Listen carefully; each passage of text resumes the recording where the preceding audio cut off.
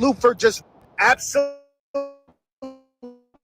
banana. I don't care who you are, where you're playing, 16 threes, you done lost your damn mind.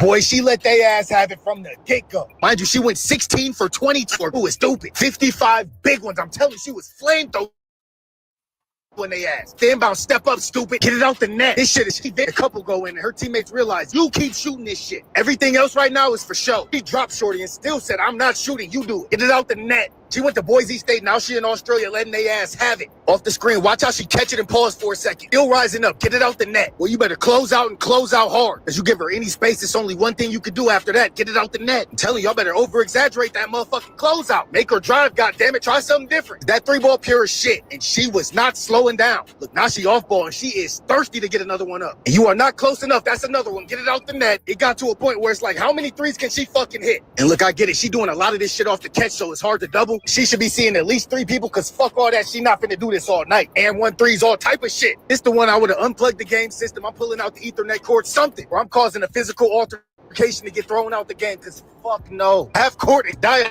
is still a whole nother quarter. Why they even pushing out on anybody else is beyond me. It should be one band, one sound to stop her. Now she really feeling that anything goes. Step back in her face. Get it out the net. Shout out Riley Lupfer. This shit is nuts. Ball barely in her hands. Quick draw McGraw. Get it out the net. Again, 16 threes is just utterly ridiculous. You don't see shit at this point literally coming from the tips of her fingers. She ain't even dilly-dallying with anything inside that line. That's another and one. Fuck me. Holy shit. Riley Lupfer, you are really hurt. I ain't gonna be shocked if she on the Valkyrie next week. God damn it. Yeah, Riley Lupfer just went absolutely banana. I don't care who you are, where you're playing, 16 threes, you done lost your damn mind. Boy.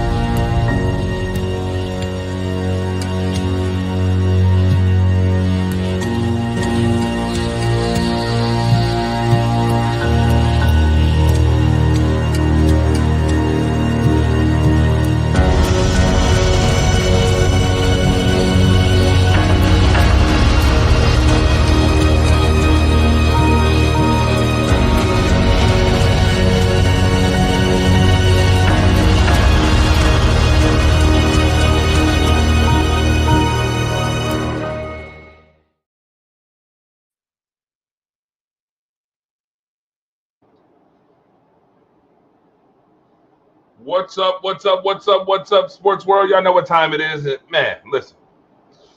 Rise Up Unlimited Radio Show brought to you by WDAP Radio and WDAP TV. I am the fire starter, Andre the Torch Robinson, here on this lovely Thursday night with my phenomenal co-host. Phenomenal. I tell you, the electric, most eccentric, sports enthusiast, sports fanatic, sports writing, all about her business. Sharon, the chocolate girl Mullen, is in the house. What's up, Sharon? What's up, Torch? Glad to be here. What's good? What's good? What's good? Now, for all y'all that's tuned in. Y'all seen that clip in the very beginning. Lord have mercy. Women's basketball just continues to keep elevating at an exponential rate. But we're going to get to women's basketball a little bit later. I know we started the show the first time. Me and Chocolate Girl went head-to-head, one-on-one. We started off with WNBA. Tonight, we're going to start off with NFL, and then we're going to give y'all some WNBA because there's a whole lot of WNBA to talk about. All right? But we're going to start off with the NFL. We got about, 6 to 8 weeks left before we get into preseason? Sharon, about 6 to 8 weeks, right? About six weeks. Yeah, about 6 weeks. Mm-hmm. About 6 to 8 weeks, yeah. Until we get into the preseason. So you know what? I said, hell, I don't know if I've ever put Chocolate Girl on a hot seat. You know I'm the fire starter. And I don't know if I've ever put her on a hot seat, but tonight might be the night that we put Sharon, the Chocolate Girl Mullen, on the hot seat because it's perfect timing. And you know what? Let's just go ahead and do it. It is exactly almost 60 days to kick off. Week 1 schedule release is already here. And Sharon, we're going to do way too early predictions with you. Oh, Lord. It's on you. Yep. Okay, I'm ready. All right. And the questions start to come. So, NFL Week 1 season, you see it right here. Sharon, the Chocolate Girl Mother. Here is the rules of engagement. I am going to read off, and this is very simple. I'm going to read off the game. You're going to give me the winner and why. And we're going to run it down. Just like that. All right. By the way, if y'all have any objections, y'all know what the number is, 716-481-8249 tonight. All right? They don't want none of this. Mm-mm. They don't want no smoke? Oh. They don't want They don't want no smoke. They don't want I'm ready tonight. They don't want no smoke with the Chocolate Girl. They don't want no smoke. That's what I like to hear. They don't want no type of smoke on the Rise Up Unlimited Radio show. So I'm going to call this segment Rise Up and Stand on Business. It's time for you to rise up and stand on business. You ready? I'm ready. Go. Sharon, Week 1. Dallas Cowboys, Philadelphia Eagles. Eagles take it 24-21. Oh, she giving out scores too. Oh, wow. Giving out scores. Why? I believe that they've got a chip on their shoulder and something to prove. I know the Cowboys do too, but we are talking about the defending champions, so I think they're ready. Okay. They've been listening. They've been listening to what people have been saying about their quarterback over the offseason. Still not giving him his props. Almost saying that they were lucky to win. It was a fluke. I'm sure he's heard it all. It was a theory.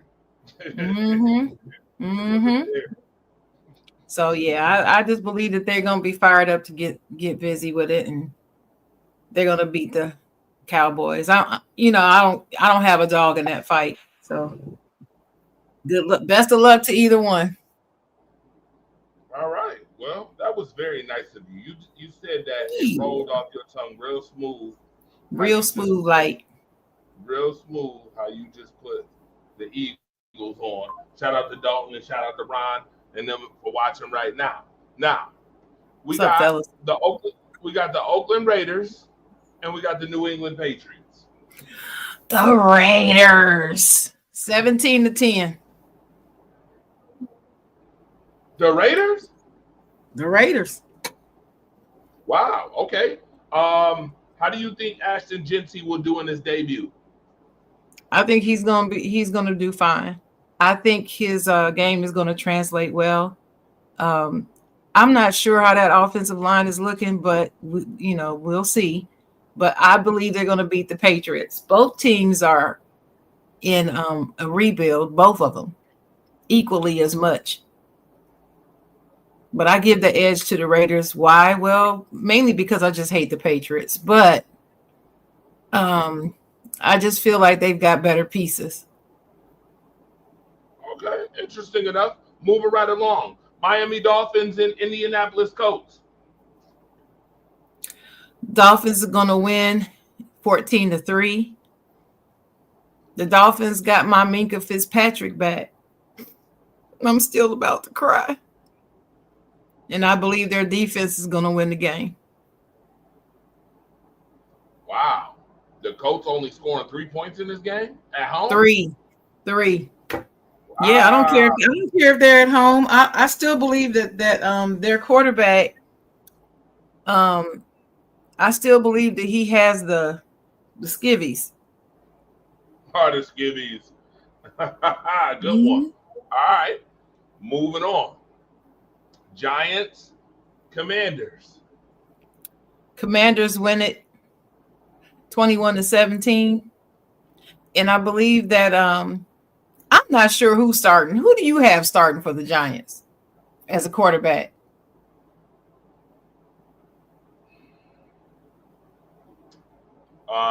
Who is it? Who's there? Russell Wilson. Jameis Winston and somebody else. Danny Dimes is gone, right? Yeah, I believe so. Yeah. I can't remember. I can't remember who the other person is. I think it was a drafted, a new quarterback. But it doesn't matter. I believe they're gonna go down. Washington is coming. Yeah, I think it's. Go ahead. I think it's Russell. Okay. Well, between the two, I would imagine he's going to win the starting position. I don't know who the other person is, but I believe Washington is going to win this game. Plus, Washington has, Magic Johnson over there, boy. You just got to watch out for Washington because everything he touches turns to gold. So we just got to watch them all season. Oh, Marcus said the Giants have Richardson and Daniel Jones, and they have Russ, and the new kid is Jackson Dart. Oh, yeah. Okay. I thought they didn't get rid of Daniel Jones. Well, that was a mistake. Sherry, you can't be saying stuff like that while I'm trying to drink now. Lemonade. We're doing that now. Hey, look, you asked me. I got to talk. I got to say something. I almost just spit out my lemonade. Now, well, I thought they got rid of him. So, with that being said, we're gonna move on to the next one. This is a AFC North rivalry. Obviously, the Bengals and Browns. Bengals win it. Joe Burrow and them 17-7. Oh, the Bengals actually gonna have some defense? I think maybe. I don't really think it's a matter of their defense as it's the Browns' offense. I don't believe they're going to show up day one. I believe they're going to have to take time and get there. They're not going to start out fast. They're going to start out slow, kind of like my Steelers do. They're going to start out slow. All right. Marcus said it's not a rivalry if one side always wins. True. Y'all didn't hear me say rivalry. Yeah, I said NFC North, AFC North rivalry. I did. Well, I said true, but actually, I'm saying true. That's what he thinks. I don't agree with that statement. A rivalry can be a rivalry. It's just the other team sucks, so they get constantly beat. But it's still a rivalry.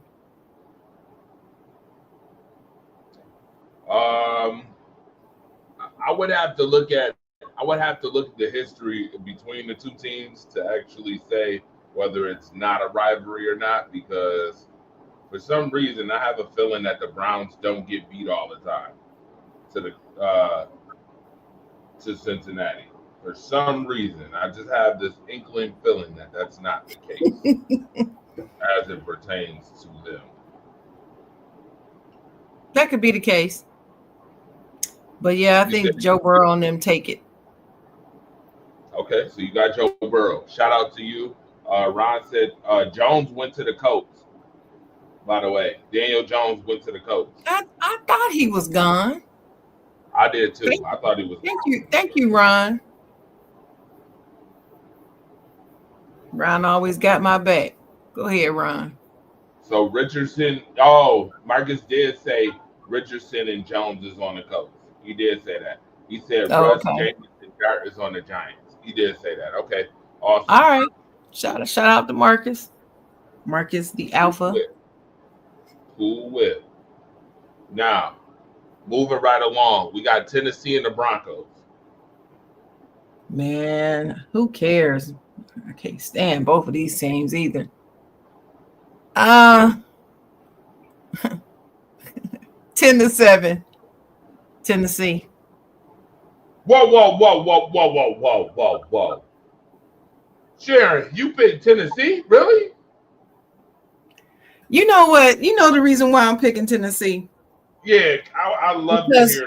Because what I'm hearing a whole lot of people on the Denver bandwagon in this offseason, ever since the draft, especially since the draft. And I'm like, I'm looking at the same draft. I'm looking at the same roster that you're looking at.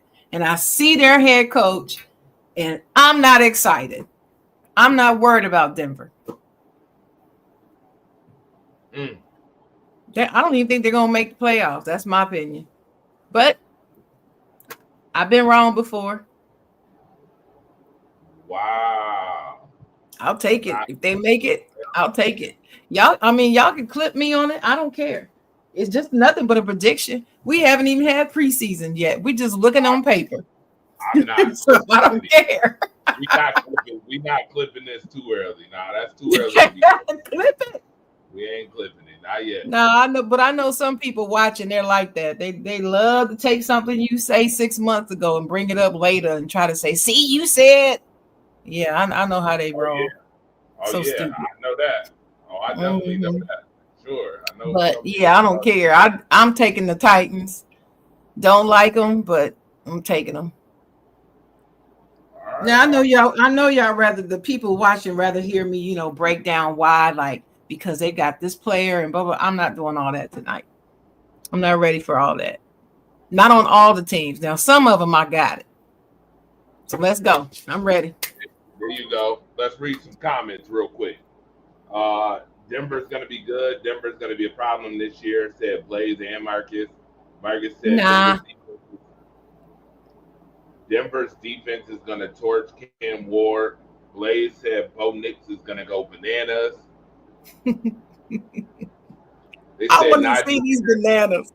I want to see it. They said Najee Harris is in the hospital due to a fireworks injury. Yeah, to his eye. But they said he's gonna be fine. All right. Kept his ass in Pittsburgh. Moving right along, folks. Detroit and Green Bay. Ooh, come on, Detroit. Come through, Detroit. I think Green Bay gonna win it though.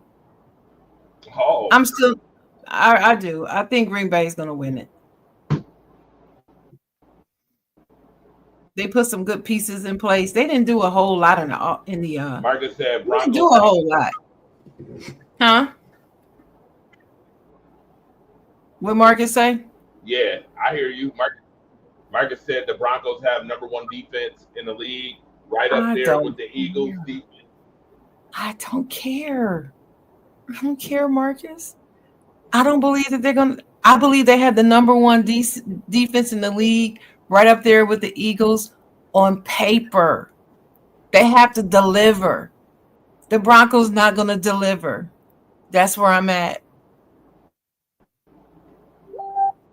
The Broncos The Broncos are gonna Bronco. That's what they're gonna do.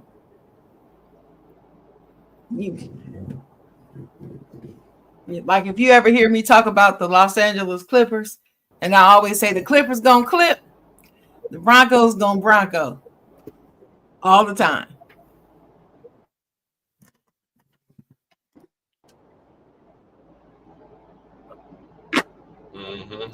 They ain't winning nothing. That's what they're doing. Huh? They're not gonna win anything ever again. Them glory days are gone. It's Denver.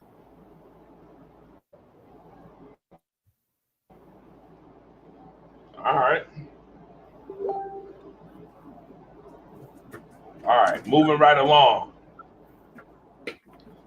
You got Buffalo and Baltimore. You know what? I hate to say. I hate this game, man. I hate this game right here. This is one of the games I am not looking forward to see. When they announced the schedule, I was like, why is this the first game? Why? Because it's all anybody gonna talk about. Joe Burrow versus Lamar Jackson. I'm not Joe Burrow. What's his name? Josh Allen. Josh Allen, he gonna be another MVP this year, y'all. He gonna do this. He gonna do that. I'm so sick of hearing about him. He deserved the MVP this last season, though. You know, I'm one of the few people I heard say that. Everybody was mad around me talking about Lamar should have gotten it. No, I believe they did it right. I think Josh deserved it. But this game, I think the Ravens are gonna win. As much as I hate them, I think they're gonna win this one. Ravens is looking pretty good. I have to admit that. They made some very smart moves in some key places. And I believe that they're coming back healthy and ready. And I believe they're going to take this game. Okay. All right. So, Marcus said, what's the difference between Broncos and Commanders? Said Ravens going to be looking for revenge. Okay. But I say, yeah, the Ravens gonna win that. I think I'm be honest with you. I think the Bills. I think what's his name? Josh is gonna be a little lackadaisical because he got his MVP now. See, yeah, he does need to win the Super Bowl, but I don't think he's gonna be as fired up game one.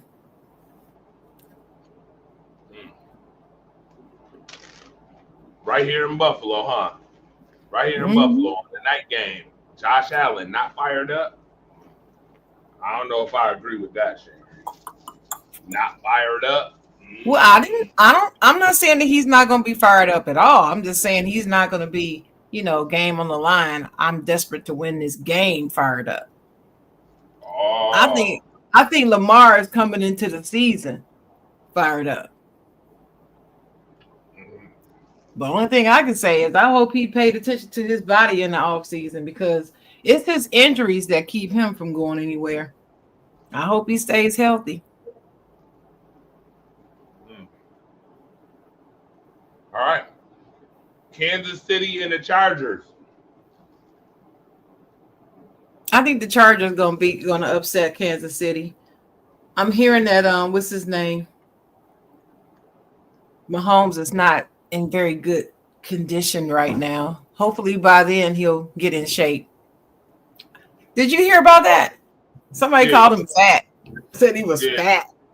He took off his shirt and he was fat. Yes, that remind me of Luka in the NBA. Oh, he's fat. Yep. There's one guy called him Luka Vandross. Luka Vandross.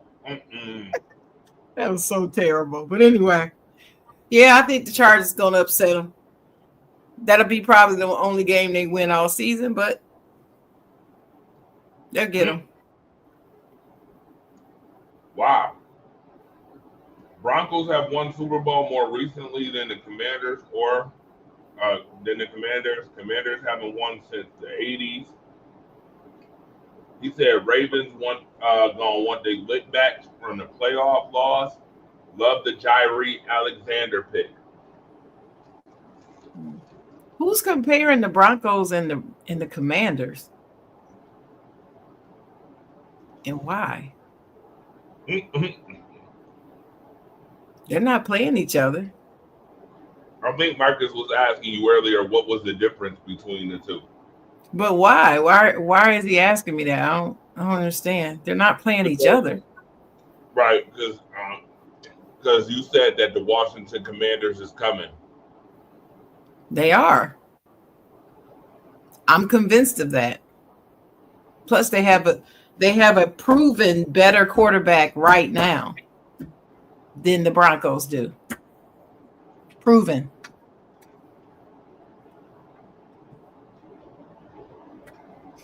Next. Well, both quarterbacks are coming up on the sophomore year. I know. So you think one of them is going to have a sophomore slump and the other isn't? No, I don't believe in the sophomore slump like everybody else does. I just don't believe in it. I don't think that people automatically have one just because they had a great freshman or rookie season and then they go into the sophomore slump automatically. I don't believe that. So no, I'm not saying that. I'm just saying I don't believe that he's going to be better. I keep forgetting the Commanders quarterback's name. Tell me what his name is. I know you know. Jayden Daniels. Yeah. I believe Jayden Daniels is a better quarterback. So if you want to know what I think the difference is between the two, there's a difference at the quarterback position for sure. Okay. You said they are coming. They're in the same situation. Bo and Daniels had comparable numbers. So, and again, you're talking on paper. Again, I repeat, the Denver Broncos look great on paper. They won't deliver. Oh, how many times I gotta say that? Stop hitting me with all these questions and data. No, that's my opinion. I'm sticking to it. My opinion. Now, Marcus, you heard that. It's my opinion. I'm just going by what I know. I follow NBA. I'm an NFL a long time, honey. No, I didn't play it like you, but I don't have to. And I'm telling you, it's more of the same thing. Steelers and Jets coming up. Man, I actually believe the Jets gonna beat us. You know that? What? Mm-hmm. You know why I say that? Why? Because the preseason is not enough time for us to mesh, and we start out slow all the time. I wouldn't be surprised if we start out 0-4. I wouldn't be shocked. We do this all the time. And it doesn't matter who we play. Wait a minute.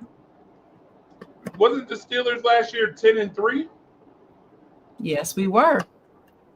At one point? Yes, but do you no, not 10-3. We lost more than 3 games, dear. No. Y'all was 10-3 before y'all lost the last 5 games of the season. I know that's because we had a winning streak, but in the beginning we had several losses in a row. The last 3 seasons we've done that.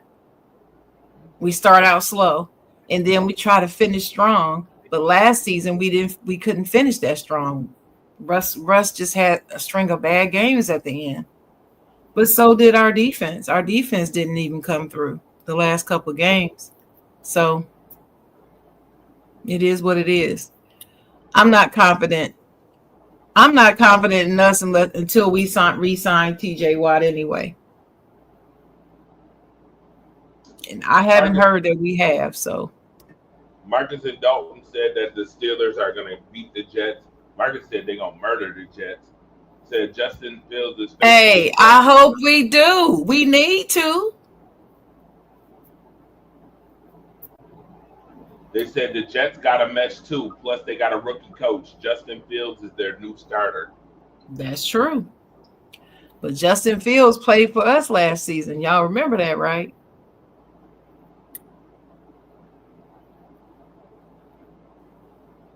Mm-hmm. Surely. Mm-hmm. Mm-hmm. Cardinals and Saints. Saints will win. Not by much. 10-3.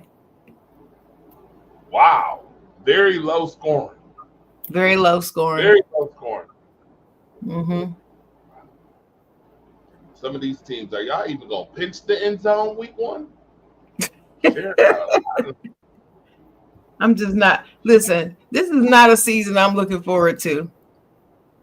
Mm-mm. I have looked forward to the last several seasons in a row, but this one I'm not looking forward to it at all. Wow. Saints It's gonna be a strange. We're gonna have a strange Super Bowl winner. It's gonna be a team that nobody's gonna predict from the beginning. Yeah. It's week 1. Anything is possible. You're right about that, Dalton. Mm-hmm. All right. Between the two cats, the Jaguars and Panthers. Yeah, this one was tough. This one was tough. I'm thinking about this, and I'm trying to put my bias aside. This one's hard. I will say this: I believe that the Jaguars are going to win. I believe the X factor is my boy Travis, and I think he'll make a difference. I think he'll make a difference out the gate.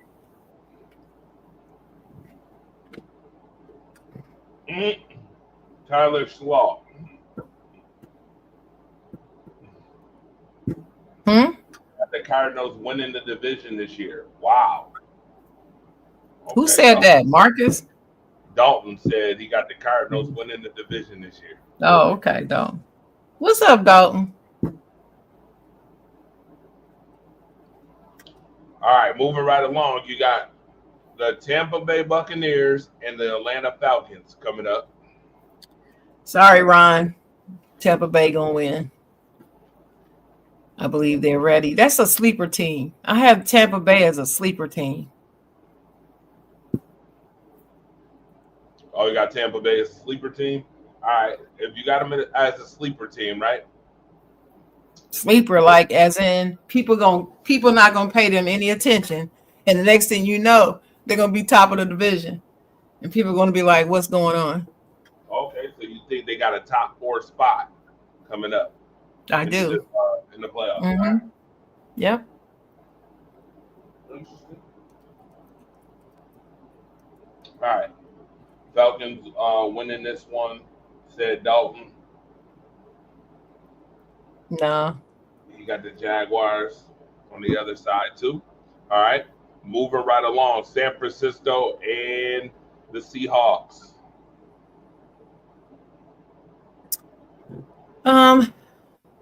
I think this is going to be another jail thing. Seattle got a whole lot of new things, but Kenneth Walker is still there, though. But he's at the running back position. I haven't seen a running back carry a team in a long time, so and he's just about the only bright spot I see.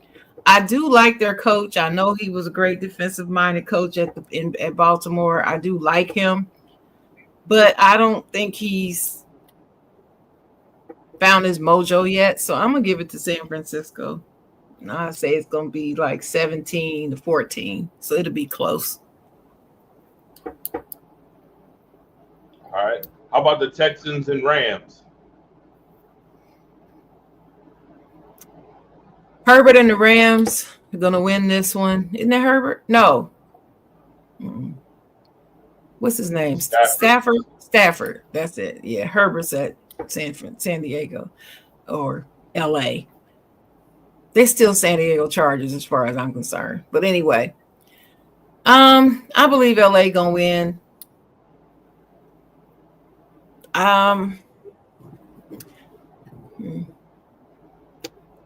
Let me ask you a question while I'm thinking about the score. What do you think about Matthew Stafford as a quarterback? What do you think about him? I mentioned this on Monday night. I think Matthew Stafford is a good quarterback. I think he's Mm-hmm. better than average. I Mm-hmm. think Matthew Stafford has been on the journey to get to success. It's been a long mountain for Matthew Stafford. He finally got to the Mm-hmm. top of that mountain when he won the Super Bowl, and Mm-hmm. the Rams have been pretty good team. I mean, last year in the playoffs they gave Philadelphia the run. We could have been watching the Rams again in the Super Bowl had it not been for the snow in Philly. You never know.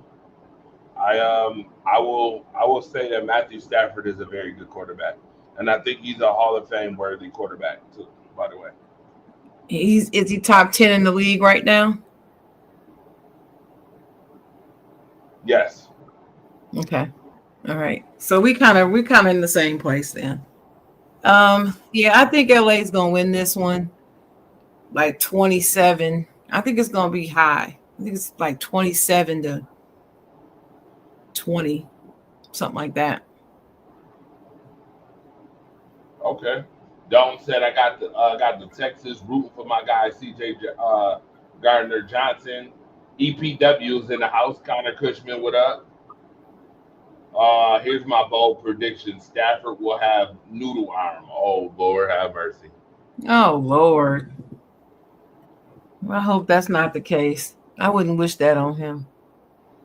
I Yeah. actually like him. I like him as a person. I just like him. In the last game of Week 1, you have the Vikings versus the Bears.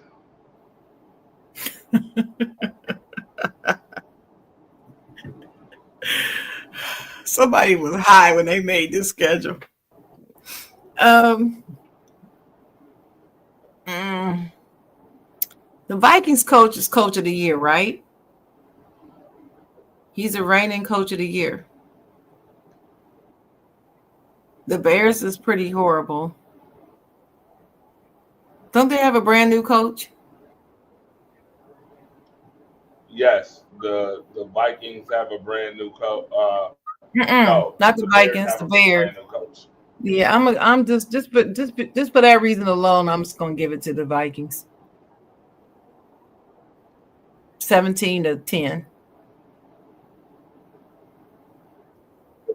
Now that I've given my predictions and y'all out there laughing at me in the comments, I will have you know I'm very good in my football pool every year.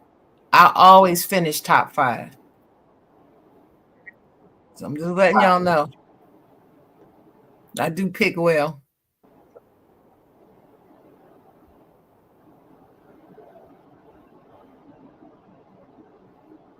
All right, interesting enough. Now, before we get into WNBA, this popped up today. What popped up? This very thing popped up today. What is that?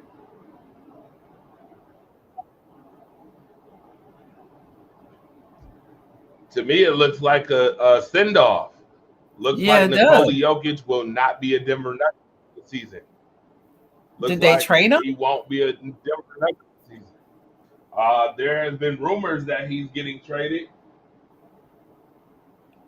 He Well, he who already put publicly came out and said that he publicly already came out and said that he will not be signing an extension with yeah, the Denver Nuggets.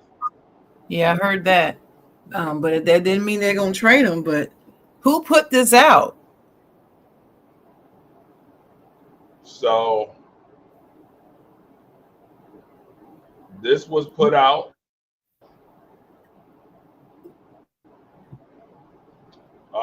You know what? I don't actually have the publication on here. It doesn't even say the publication that put this out. Because So it's there interesting. ain't no telling who did it. Because So nowadays you what can't team? trust everybody. You can't trust everything you see online anymore. Nope, you can't. But Mm-mm. if there was a team that Nikola Jokic was going to, what team would it be? Okay. You sprung. See, you got me on the hot seat. I didn't know about this question. Let me think. So KD went to Houston. Mm-hmm. Fool is still down in LA. Yep. Sacramento. He ain't coming to LA, that's for sure. Neither team. Now, mind you, I don't know anything about cap space, so if I'm just talking about fit. But if he went anywhere,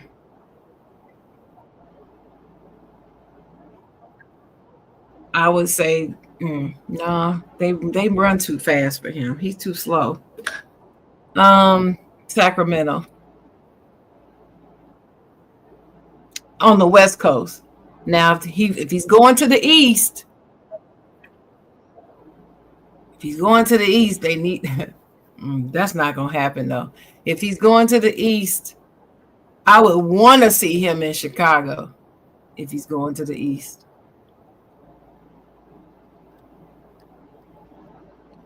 Interesting. Lovely segue right into WNBA because the topic of discussion, we're going to start off with Chicago. JJ McCarthy's first game as a Viking, he was injured the entire season. Daryl Gilliam Jr., my guy from Welcome to WNBA Street. What's good? Daryl, what's good? Ron said he going to the Lakers. Mookie Hawkins, Power 96.5 is in the building. What's good, Mook? He ain't going What's to no good? Lakers. I saw y'all show earlier on Bill's World. I saw that. Shout out to y'all. Shout out to you and Justice General. Saw that. Nice show. Good show. All right. Speaking of Chicago.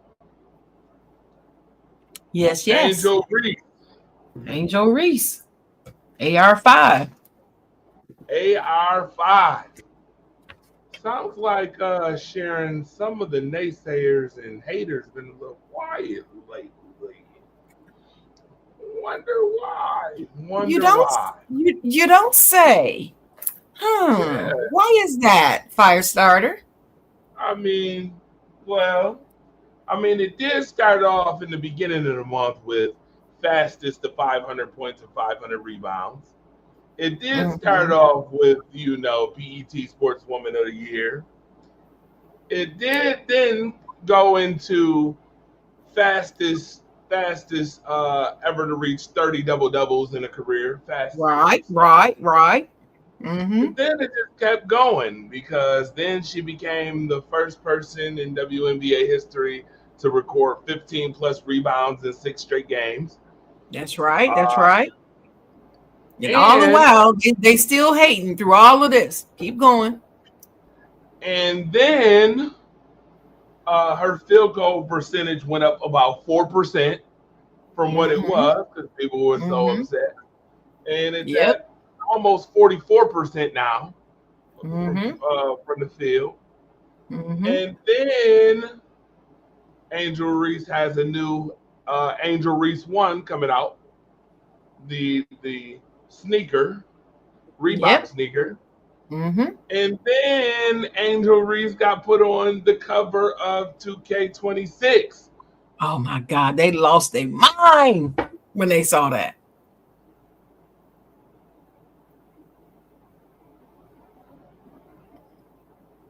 Daryl Gilliam Jr. said, "What's up, y'all?" He said, "Somebody's looking like a top 5 WNBA player." Yep. She pretty much is. Sounds like that to me. Oh, but they're gonna say no, that's not possible because it's Angel Reese. She can't be top 5. She's trash. Remember, trash. All the me bounds. Remember the me bounds, all that. Yeah. And then she trade my me bounds and made my money. Shirt is on the way. My shirt is on the way. When I get it, I'll be sure to wear it on the show when I get it. And she's also on the WNBA All-Star team. Yeah. I was told though, but she's a reserve, Or so Team Collar, she's by the way. she's a reserve, so she's not really an all-star. Somebody told me today. I was like, since when is the reserve not a real all-star? Oh, because it's Kate, because it's her. Oh, okay, I got it. I got it. Oh, got it. I see how this works. Now we really see how this works. So what do you? Well, let me. So this is the thing. When she started out this season, if you follow the game and you know anything about teams, team building, team transition, team chemistry, if you know anything about it, you should have expected this team to be dismal in the beginning. You got a brand new coach. They lost 3 key players, 3 that they didn't have last season. And to lose Coach Spoon, everybody loved and respected Coach Spoon. And then they only gave her 1 season and took her out. And they were blown away. Then, like I said, old girls down in Mexico or wherever she is now, Kennedy Carter, she kicking ass, and they didn't get anybody to replace her. They did not get a player that has those skills that they had in her, and they miss it. Then you get this new coach, and he's not the best. I give him about a C- or a D as a coach to start out the season. Tyler Marsh. Yeah. See, I don't even know his name. That's how horrible he is to me. I just think I just don't think that I have not been impressed. He's gotten a little better, but I have not been impressed with him. I don't think that was a good hire. He'll probably get 2 or 3 years because he's a man. They'll give him more chances, but I don't think he's going anywhere. I don't think he's going to be a long-term answer for the Sky. That's my opinion on that. Yeah. So anybody that has any sense and not caught up in the hate train on Angel Reese expected the beginning of the season to go like it did. I did. That's what I expected. I didn't expect her numbers to look good at all. Didn't expect it at all. But as the coach started understanding the players better, he has gotten better on how to use his players and how to play the game. What flipped the script for her was when he finally figured out how to use her and Cardoso in the game. When he figured that out, that's when they started changing. They're getting closer in games. They're just not winning games. Why? Because they got to have other shooters on the team. They've got to have other defenders on the team. She can't do everything by herself. And now Cardoso's overseas playing, so she's not even there. So they're missing her. Yeah. I mean, people are not being honest about that team. So that's the team. That's why they're not winning. Because, the first thing that they want to say is, oh, well, she's getting better numbers, but they're still losing. They only won 5 games, blah, blah, blah. I don't want to hear it. You can tell if you know how to rate a player. You should be able to tell whose fault it is that the team is losing. And from where I see, there's only 2 things that she needs to work. Well, she needs to work on several things in her game, but I believe there's only 2 things that's really that she's contributing to losses. That's her free throw shooting. And for some reason, she ain't been boxing out like she's supposed to lately. Like the last about 4 or 5 games. I don't know what she's doing right there. But other than that, And still getting 15 rebounds. Still getting 15 rebounds. She's still getting 15 rebounds, but she said it out of her own mouth. Hey, I ain't been boxing out. I got to work on that. What I've also liked to see is the videos of her working out and working on her game. But the haters still not going to give her credit. They're not going to give her credit. So what I admire about her the most is she's not waiting for them to give her credit. She's not looking to them to give her credit.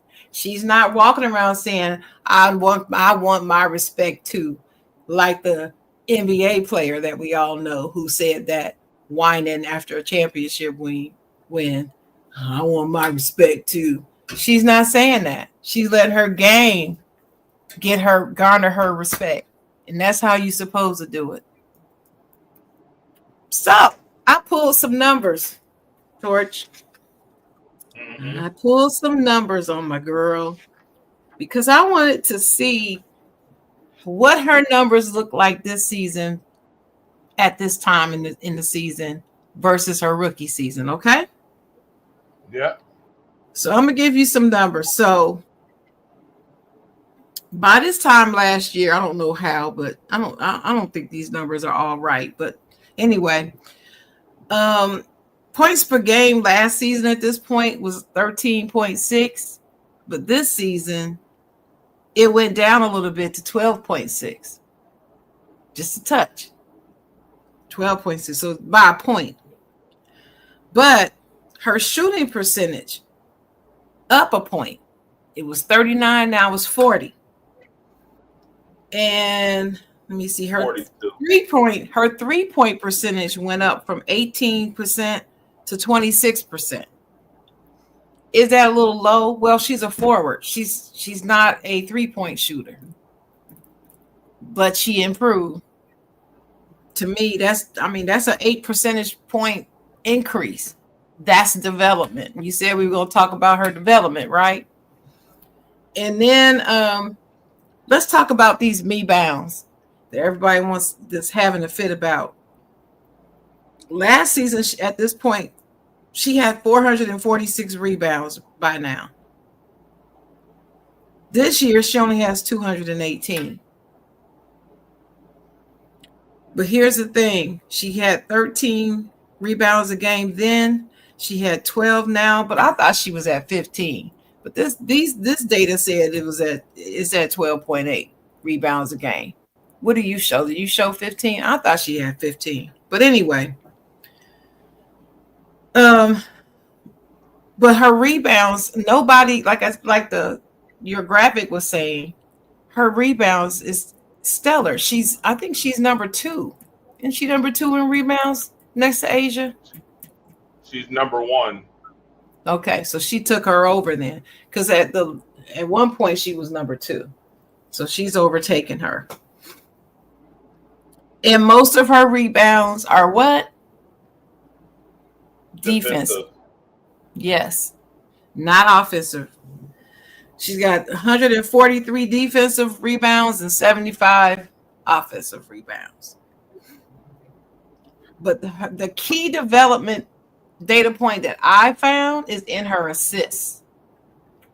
So she's had 67 assists by now. She's up to 3.9 assists per game. Last season, she was only at 1.9. So she's distributing the ball more.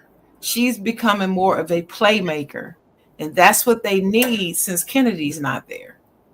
And I'm waiting for the other players to wake up and take on that role. She's a forward. She don't need to be a point forward. She just needs to be a forward. The point needs to be doing more distributing of the ball. So anyway, her plus minus is horrible, but I believe that has more to do with her team struggle than her own play. So she's expanding her game. Her assists have nearly doubled. Her shooting efficiency has improved. Her rebounding is elite. I just think that she's clearly a better player. That off-season workout with Lisa and continuing to work with Lisa Leslie is improving her game. Her footwork has improved. It's not as bad as it looked last season. So louder impact, I agree with that. What say you? So here's my thoughts on on Angel Reese real quick. And obviously I got her up here right now. There she is right there. Coming up on the screen right there. What I see from Angel Reese is a person who's becoming more versatile in her game.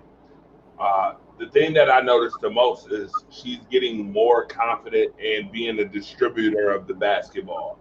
I think that's some of the reason why her points may have dropped a point, but her assists went up double because she's distributing the basketball even more because she has to take on more of a role for Chicago to even be competitive. This team lost a lot.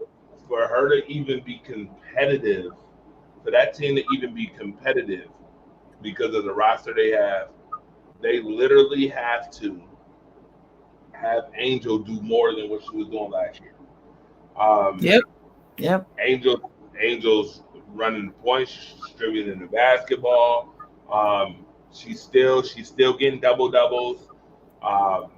She's still rebounding the ball at a high clip, very high clip. And her development, and you can see the development in what she's doing. And I think it's a lot better as time progresses. And the bigger thing that I'm seeing too in her game is she's starting to get comfortable shooting some jump shots here too. Yeah. I have always said, regardless of all the shenanigans and nonsense that people talk, forget all the rest of the stuff. Even if Angel Reese was only like 40% from wherever she's at at the painted surface, if she gets any type of consistent, and there's Angel Reese scoring right there. If she gets any type of consistent jump shot that she can make at a 45% clip, dangerous. Angel Reese is going to be a problem. Yeah. She's going to be a problem. See, like right there, even though that was a turnover, she's very comfortable now distributing the basketball. I'm not mad at that turnover. But I will say her turnover rate has improved too. She had, by this time last season, she had 75. She has 61 this season at the same point. So she's working on her turnovers. And the last month, she's averaged 17 and a half and 17 and a half rebounds. That is crazy. That's it. 17 and a half. Can you imagine a player not be a top 5 player in the league and you average 18 and 18? No. But on the official list, she's not on there. That's wild to me. It is, because I just think it's some bias. So I pulled some numbers too, because I wanted to compare her. I wanted to compare her to the W's darling and Caitlin Clark. So I compared Caitlin's numbers this season at this point versus Angel's, right? She's only played 7 fewer games. She's played 10 games. Angels played 17. And let me see. Her shooting percentage. Caitlin is shooting 38.6%. What you think Angel's shooting? 42.4. I already know. 40. Because I got the stats. You got the stats? So, I mean, they're close. It's not like, I mean, she's higher than Caitlin. It's not like Caitlin is just beating her in a runaway, even though that's what people say in the social media streets, right? Well, you know what the excuse for that is going to be. Why? That Because she Caitlin was Clark out. shoots jump shots. Yeah, she shoots jump shots and 3-pointers, and Angel shoots 3-foot shots. Oh, but That's you gonna know be what? your If somebody said that to me, you know what I would say back to them? I would say, no, you can't use that because remember, she shoots bricks. She can't make a layup. Isn't that what y'all say about her? She can't even make a layup. So come again. Come again. You can't have it both ways. You can't tell me she's making easier shots and then say at the same time, by the way, she can't make those easy shots. She's doing something if she's got a double. She's doing something. See? And the rebounds, we don't even go talk about 5 versus 13. That's a lot. But for the assists, Caitlin's been beating her, per game and an assist per game. But she's a point guard. She's supposed to have higher assists.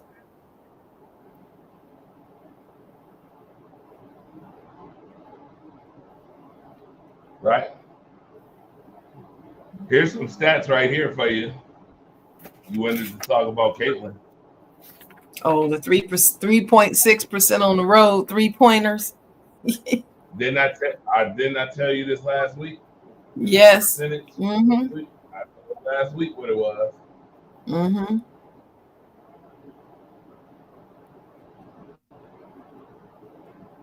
That is a huge difference. That is a major difference. I'm gonna be honest with you. I've never seen a disparity in 3-point shooting like this ever from a world-class player. And that's just me. That's in men or women's sports. Basketball. That's I haven't seen it. less than 4% and 4% on the road. Mhm. That is a major disparity Yeah, I in year agree. 2. A lot of people are saying, well, it's because she's hurt. Was she hurt when she's at home? Uh, Is she only that's hurt on the road? I mean, that's a good question. I, Very good question. I don't think that changes. It's because you at home. I mean, injury is injury.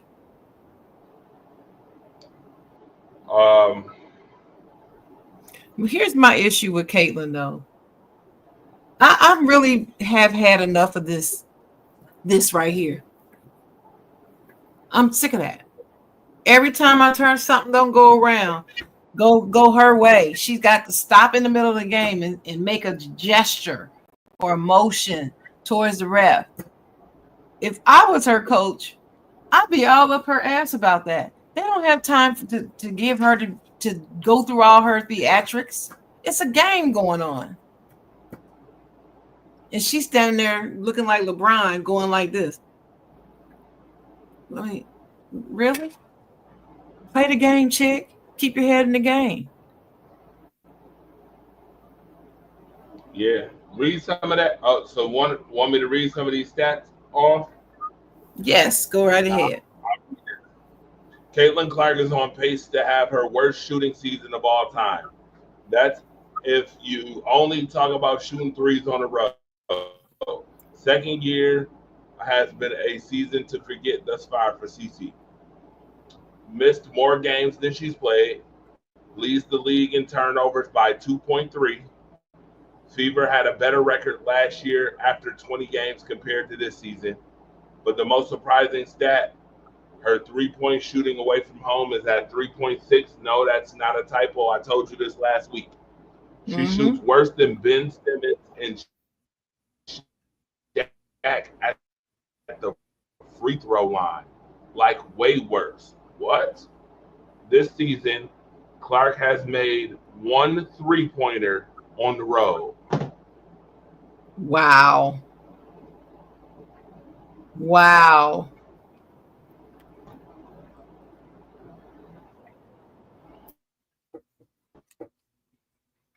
Wow. That's dismal. And I also would like to bring up that Caitlin Clark 147 made 3-point jump shots.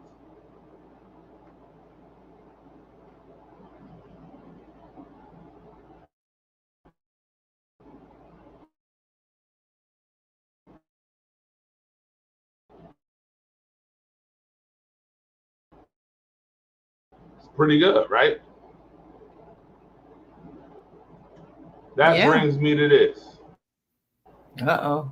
You mentioned this, Sharon, in your synopsis earlier. Mm-hmm. Field goal percentage amongst guards this year that averaged more than 15 points. Look who's number one.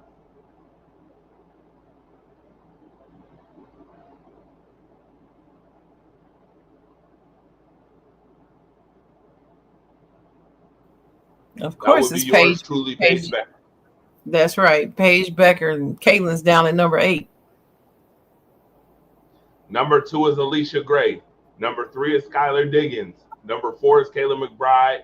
Number 5 is Kelsey Mitchell. Uh-oh. Uh-oh. Her teammate, Kelsey Mitchell. Mm-hmm. Number 6, Jackie Young. Number 7, Sabrina Ionescu.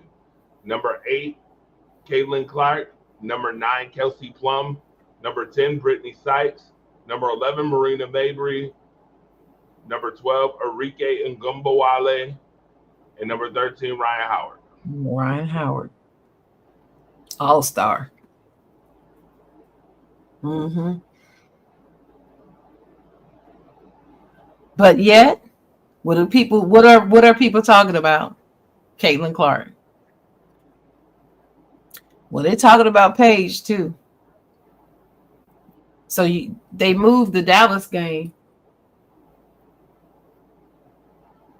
The Fever, the W. They moved the Fever Wings game that they're playing in Dallas. Mm-hmm.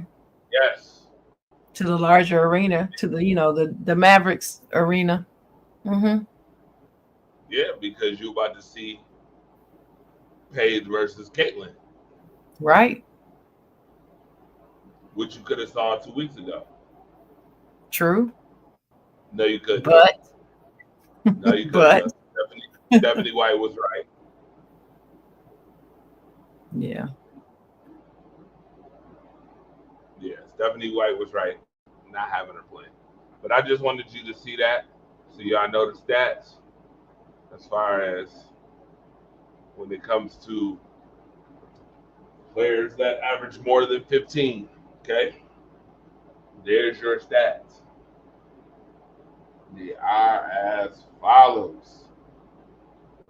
All right. Top 5 players in the WNBA right now. Go ahead, Sharon.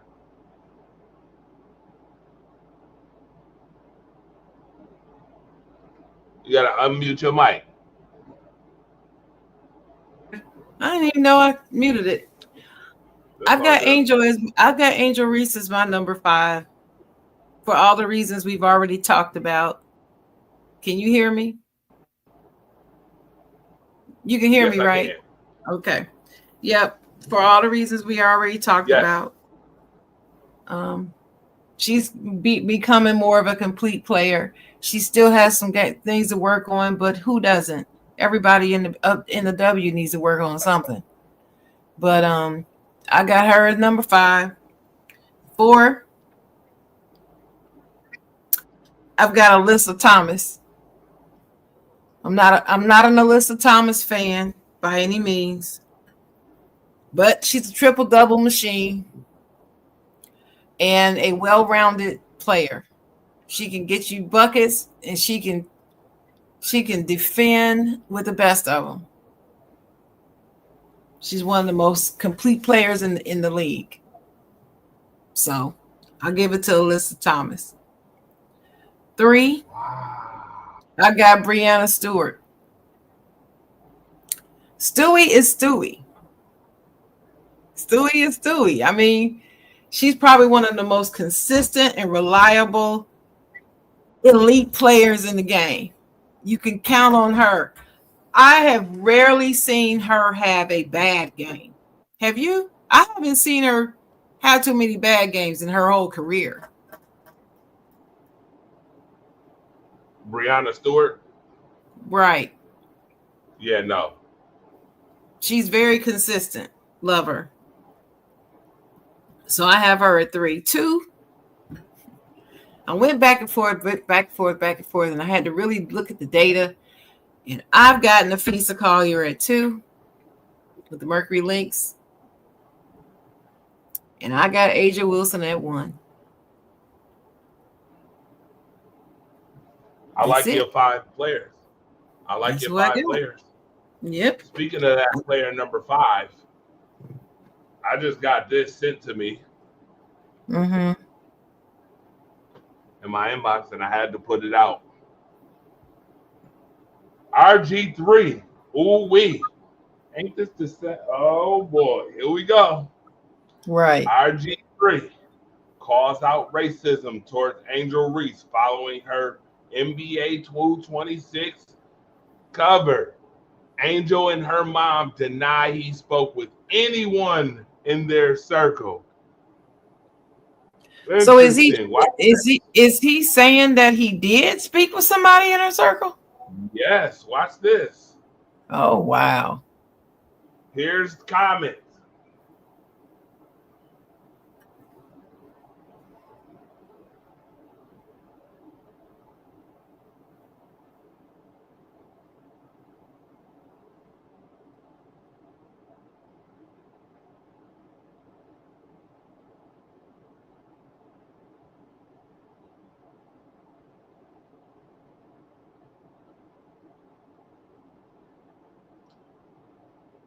We need more people ready to build bridges between us and not walls to divide us. The only way to find unity is talking through our differences in opinion and life experiences to find the best way forward. I spoke up in support of Angel Reese against racism, not to start drama. But I won't let anyone twist the truth just because it's inconvenient to them. Instead of trying to check me, just tighten up your circle. They calling me saying you hate Caitlin Clark, not the other way around. Ooh. I have zero interest in being the villain in anyone's story. I just want to have fun, tell the truth, and celebrate sports. But I won't pretend or lie just to protect villains. There is no place for racism in this world. There is a wrong side and a right side. I will stay on the right side of history and support all people. Mm-hmm. Here's Angel Reese's mom's response. Man, stop with the cat. My daughter's circle is so small and tight, so I'd be interested to know who you called, who called you. Whomever you said called you is not in her circle to speak on her feelings towards a media fandom made up beef. Just stay on that side because the doors are closed over here. Then Angel Reese said, lying on this app when everybody knows the first and last name of everybody in my circle for clout is nasty work. Wow. Eee. Well, I don't have to say what I was gonna say, because I was gonna say exactly what her mama said. Doors shut over here, dog. After you said all the stuff, you done drug her through the mud. Don't come and try to get on her side now that she's playing well. And now you want to be on her side. No. Too late, doors shut. Let me tell you something. Wow. Let me tell you something, Dre. The door, the window, the sunroof, the skylight, all of it's closed. All of it. He need to just keep her name out his mouth. He shouldn't offer any more critique on her and her problems and her issues or nothing. He shouldn't say anything about her except her stat line, her box score. That's it. In a reporting I fashion. Chicago won the game 62-49. Angel Reese had another triple-double. Done. That's all you need to say. You ain't got to say nothing else about her. And just keep it moving. I totally agree. Mm-hmm. It's great. I think he knows that he needs to keep his mouth shut when it comes to this subject. He knows he messed up, but he's trying to pretend like he didn't mess up. No, you know what you did, bruh. You're not a stupid man. You do know what you did.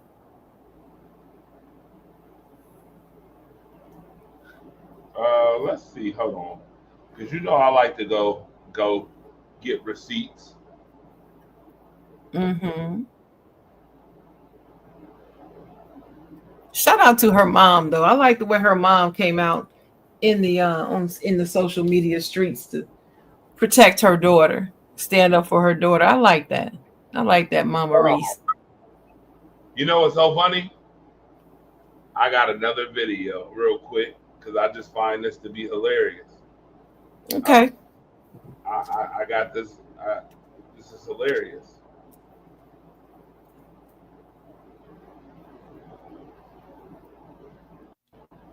Remember the whole Ryan Clark situation?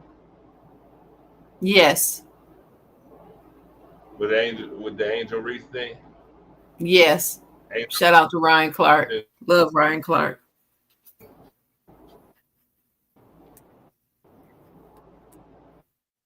So, it's hilarious to me.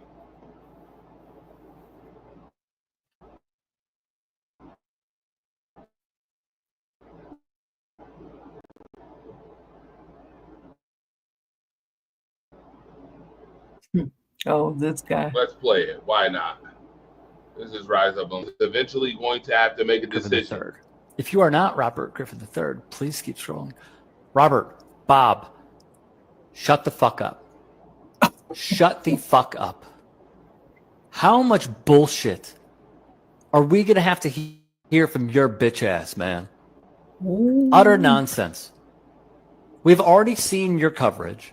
We have seen how uneven it is and how you, knowing the audience that you have gotten from, let's say, for example, your interview with Dana White, where you allowed him to spew utter nonsense on your show, unchecked, promoting so many falsehoods, while you and your wife just sit back and giggle and laugh the entire time and fawn over him because you want to use his guest book for future interviews.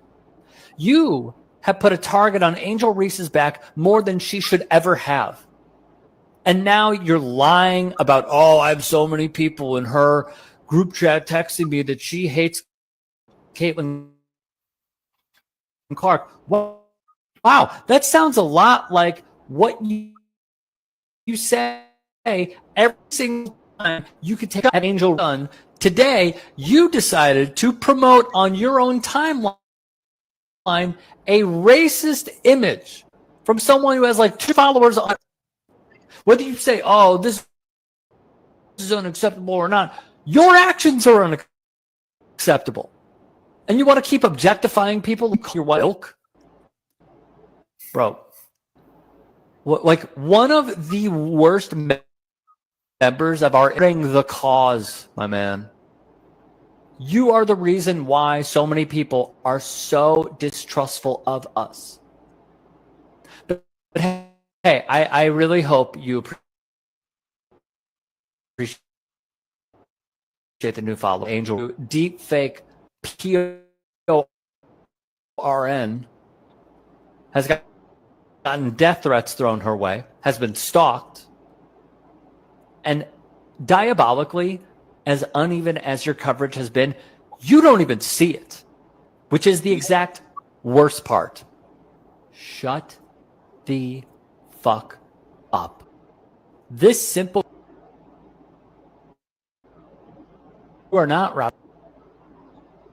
Wow. Tell us how you really feel, man. Tell us Now, how for you those who really do feel. not know, this is what he. This is the image that he really was talking about, Mm-hmm. and this was Robert Griffin putting this up earlier.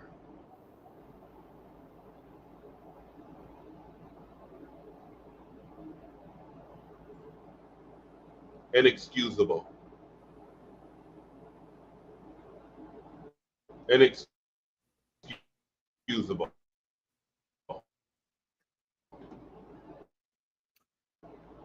You know, Asia Wilson is also on the cover. Yes. Carmelo Anthony is too. Did you know that? Yeah. And Carmelo, Why they ain't do that to Asia Wilson though? Right? because Why they they ain't don't do that hate. to none of them? Yeah, they don't This is hate how. her. Are you If sure? Because a I mean, no, if this is Asia had done this in Caitlyn's face, they'd be hating on Asia. But isn't this the same? Isn't this the same fan base that claims that Caitlin Clark is the face of WNBA and not Asia now? Oh yeah, they do. Uh-huh. So why they ain't have that same? This what I be talking about people who don't have the same energy, and this is how you know what a dime. Did you see that dime? No, Angel I'm not Reese looking. just gave. Did you see that? I'm not Hold looking on, at hold it. on, whoa. We're gonna hold on. Back that up real quick, because I need you to see this dime. That dime was crazy. Hold on. I mean, let's be clear.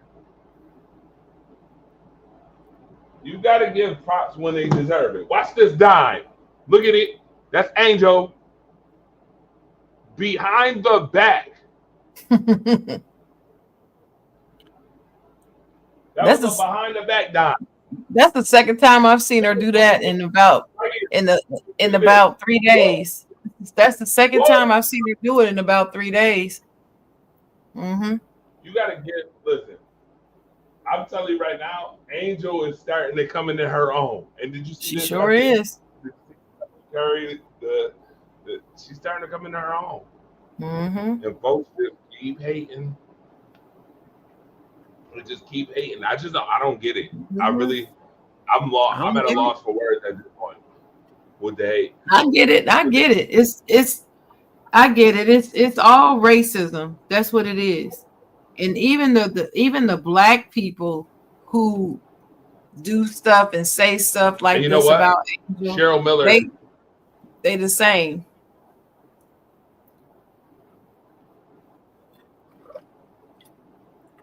What about Cheryl? This is what Cheryl Miller had to say about it today. Cheryl said she revealed what bothers her about the Caitlin Clark Angel Reese rivalry. Said she voiced her frustration with the media-fueled narrative surrounding the supposedly rivalry between Caitlin and Angel. Speaking on All the Smoke podcast, Miller, who has coached both stars at the 2024 All-Star Game, said the focus on their alleged animosity bothers her, as it overshadows their contributions to women's basketball. Mm-hmm. She emphasized her. I'm not even gonna act like I've ever seen that word before. I can't see it. During practice, dispelling feud rumors.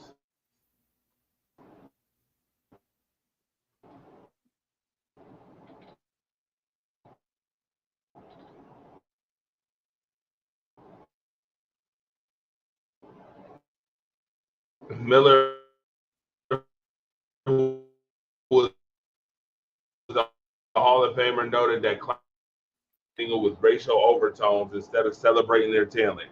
Miller's comments echoed on X, which is Twitter, underscored the need to focus on their on-court excellence rather than their fabricated conflict. And that's up there is from Sharon Mullen. Said none of this would be happening if racism wasn't an issue. That's right. And I stand on it. So it goes back to what I was trying to say. And it goes back to what I've been asking for the last couple of weeks, or what I said the last couple of weeks. When I say that the WNBA is going to have to make a conscious decision. Right. That they're going to have to make a conscious decision whether they want to make money off of this type of fan base or they really want to eradicate racism. Which one is it? That's right.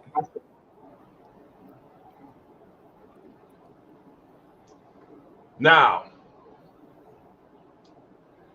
just so you know, I do be in these WNBA streets. I be in the sports streets. And you can see right now that this is what I told somebody. I'm just disposed because I'm very upfront and forward when it comes to certain stuff. And I don't care if you see what I wrote. And yes, I'll be cussing folks out. I'll be giving people the business on these sports groups because they be trying to get ignorant, and I'm not the one for that shit. I'm going to be honest with you, straightforward. So this is just a prime example of what I be talking about. Somebody said, why so much negativity towards Caitlyn when you post facts? These are facts. This is not hate. This is fact, okay? Legitimately. This Starla Lawton said, she's human like everyone else. I said critiquing a player and talking truth is not negativity. Do you have the same energy for Angel Reese? Probably not, right? Mm-hmm, probably. Before she couldn't answer the question, she said, what I'm talking about has nothing to do with Angel. Every Caitlyn comment doesn't revolve around AR. Yeah, okay. Sweetheart, if you missed the point, you missed it. Right. Point, right. My whole point was, do you have the same energy? When they be putting these posts up on the same group, I don't be seeing you saying nothing about the nonsense they post about Angel, but you surely got something to say when it comes to Caitlyn, and they're just, and this post is just posting her 3-point shooting skills this year. Mm-hmm. Her 3-point shooting prowess. But you sure don't have nothing to say about that. I said, answer the question. Thank you for showing your bias without saying it. Right. This shouldn't be a hard question to answer. Then here comes, as typical, you can very easily, very quick, see the one come right on out and have something to say. You're the one who brought up AR, LMAO, trying to push a dead agenda, but typical victim mentality. Do better, cry in silence. This is what this fool said. They always say that. Then watch this. Then he goes and tries to attack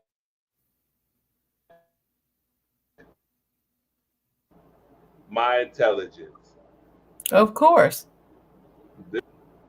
I know y'all can read that it said what I said. I used some very obscene comments in my, and that's because I'm real and I ain't afraid to show it. I don't care. I'm not afraid at all. I said, bitch, please, you heard me. Yes, excuse my friend. You heard it right here. I said, bitch, please. Victim who? I said, STFU, and everybody knows what that acronym means. It was a simple question, not hard to answer, but would it have been different had Asia said it? Had it been Asia, I said stick to the sports question, a 4-letter word that most men have, some men don't, and go F off. I'm not playing. I'm dead serious. I'm not playing with y'all. I said, I've never been a victim in my entire life, sir. Even though I've been through some shit, I've never been a victim. Making stupid assumptions without truly knowing someone, again, is stupid. The Lord has nothing to do with your stupidity. Leave him out of it. Okay? Then Marcus Brunette comes down here and says, you see, they did everything but answer your question. Typical them. That's right. That's what they always do. Again, if you gon' stand on something, please stand 10 toes. If you're going to be fair, I believe in equality. If you're going to be fair across the board. Right. And I've said this 1,000 times. Is Caitlyn a good player? Yes, she is. She's a good player. Do I have the right to talk about her inefficiencies? Yes, I do. Absolutely. Is Angel Reese a good player? Yes, she is. Do I have the right to talk about her inefficiencies? Yes, I do. Yes, Do I have the right to post and talk about both of their successes? Yes, I do. With that being said, if you are not on that boat, please, as stated in the last video I showed you, before this, please do what that gentleman told you. Please do exactly what the acronym says. STFU. Please do that. Because it is so annoying to continue to listen to entitlement that comes out of people's the entitlement. It has always been my biggest problem with people who talk WNBA is the entitlement factor. It's wild. Folks will lie and make up all these excuses, Chocolate Girl, as if like we don't have an intelligent brain in our own mind to put 2 and 2 together.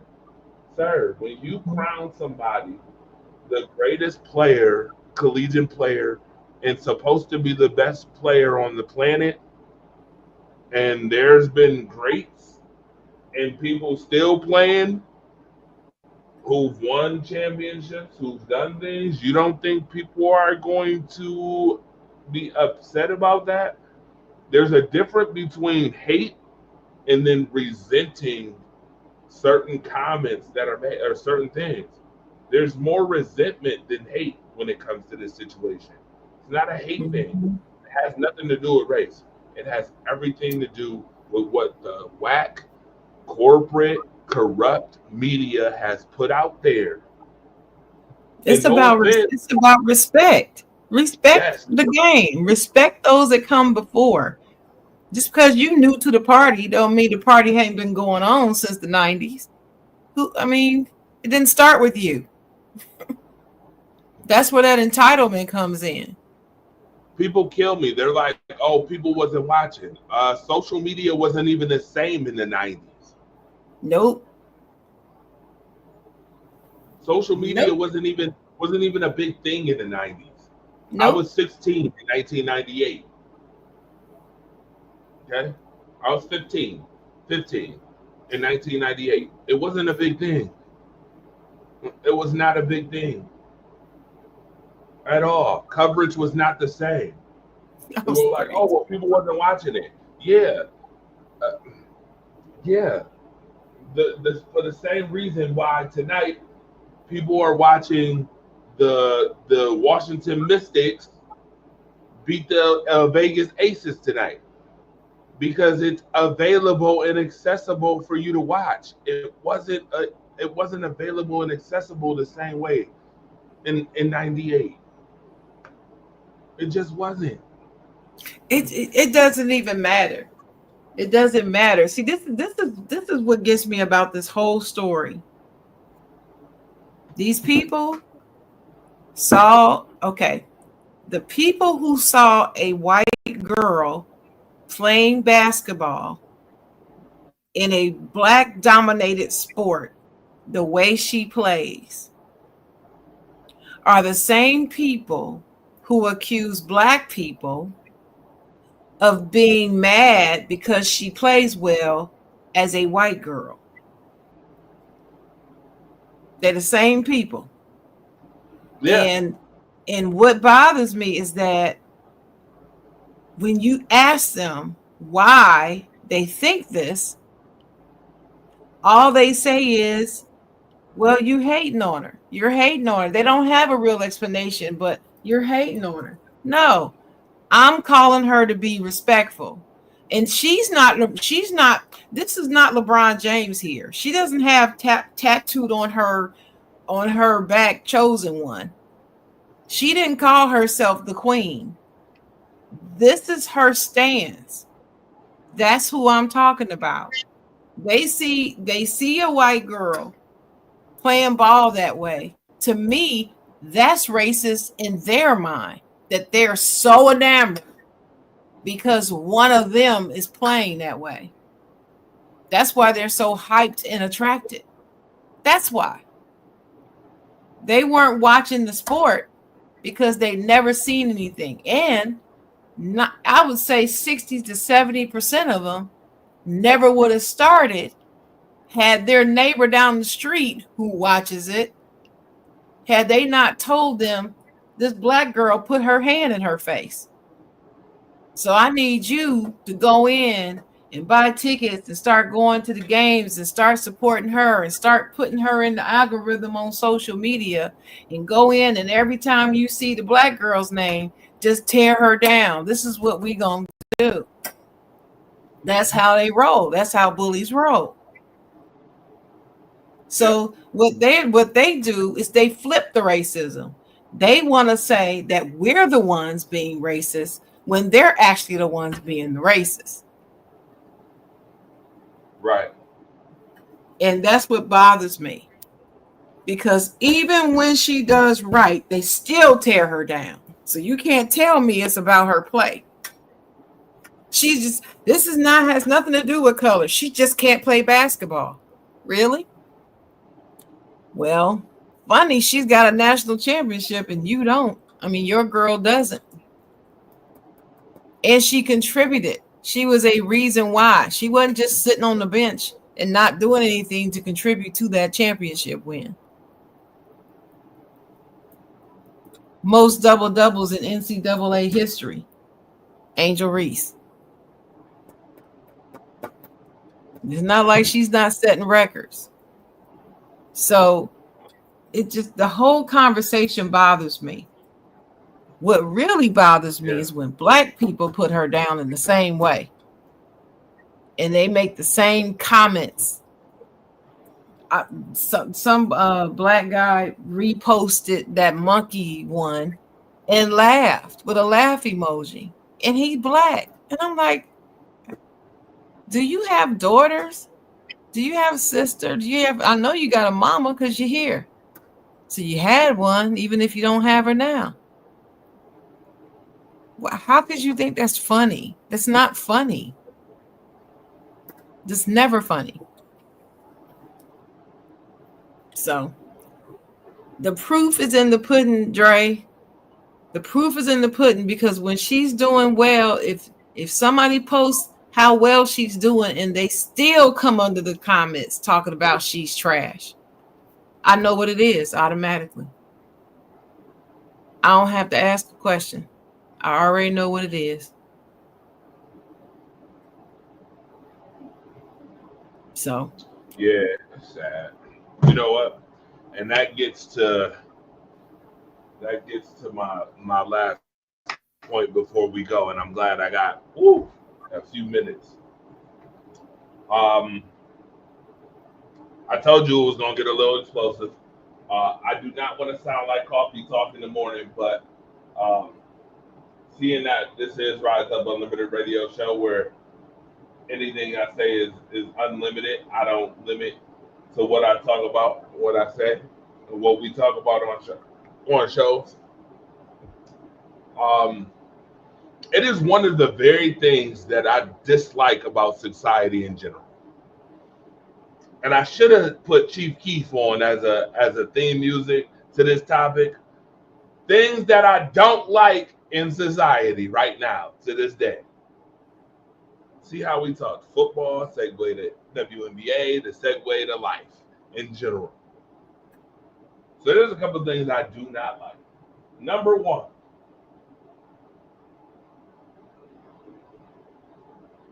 you mentioned it.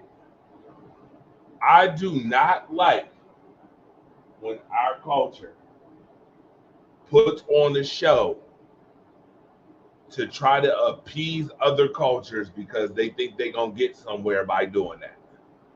Yep. That is number one.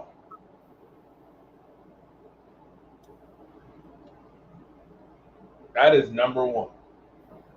Self-hate to support somebody else's hate is absolutely atrocious to me. It sure is. It's despicable. It's disgusting. Despicable. I don't like it. It's very immoral. I do not like that. I hate when our culture does that.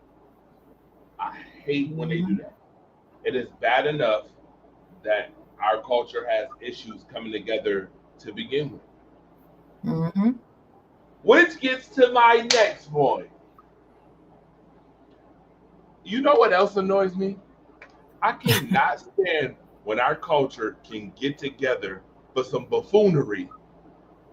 And I don't know if you had these where you from, but all this black party, white party, pink party, blue party crap.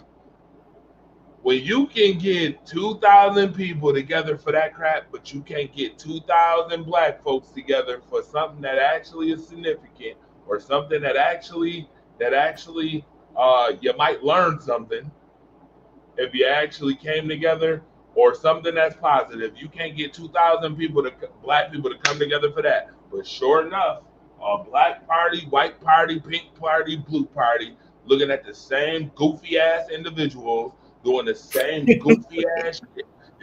Everybody can come along, come together for that.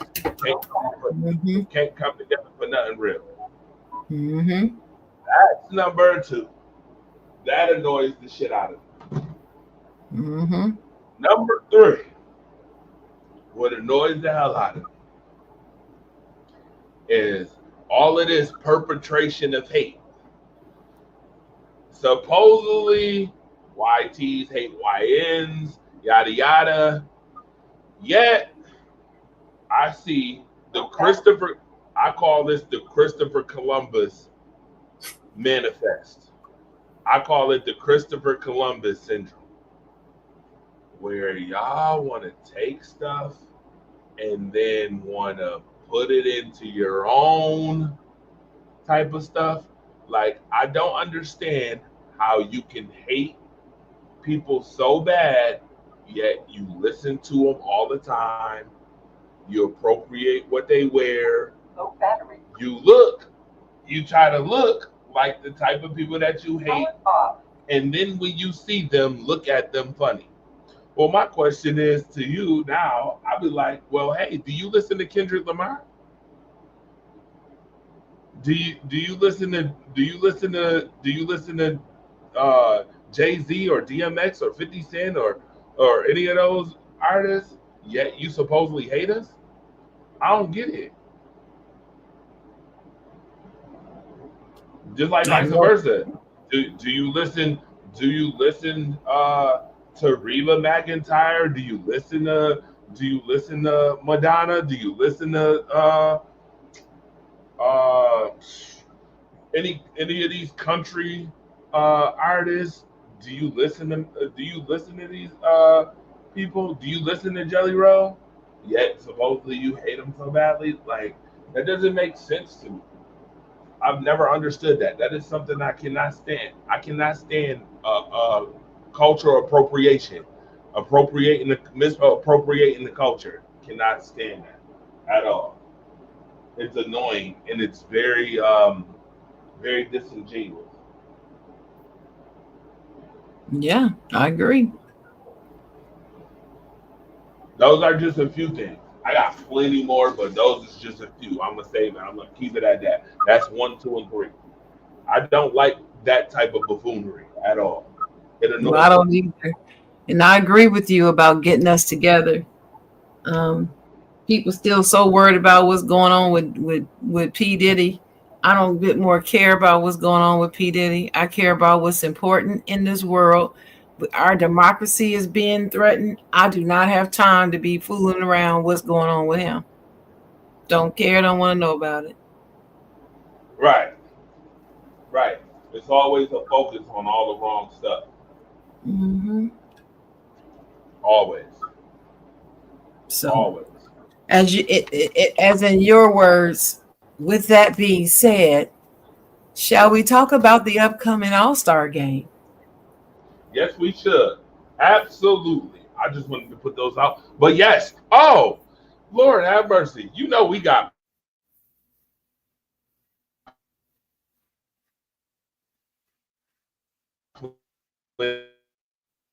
anymore. Hold up. Let me go to the video. I told you I was gonna play this video for you, Sharon. You breaking up? They keep constantly involved in the first ever coach trade of any All coach. You may have been involved in the first All-Star game ever. Just want to get your thoughts on that in your mind. First for you, Leo. They announced it? Yeah. That you got traded? Yeah. Oh, I gotta go look at all that. Traded? I have no idea what the teams are. Second time in history now. Jeez, that's player. And I got traded, yes. What a great show. So we'll go out there and have some fun. So that was Star game. Sandy. That was who? That was Sandy. I just wanted you to hear that before I actually play this full video, right? Mm-hmm. Sandy, Sandy B from I'm going to start with you here, Caitlin. You said you might. So here we go. Yeah. Start with you here, Caitlin. You said you might be aggressive on the trade market once this opened up. Is there any player that you're looking to get to? And remember, it has to be apples to apples trade here. Starter for starter, reserve for reserve. The good news is you can't go wrong with this type of talent. Anyone looking to make a deal here? To be completely honest, I love my team. I think they're great. I don't have any intentions of really trading any of them. I don't know if this is in the rules. I don't really care. But I think we've already discussed. We are going to.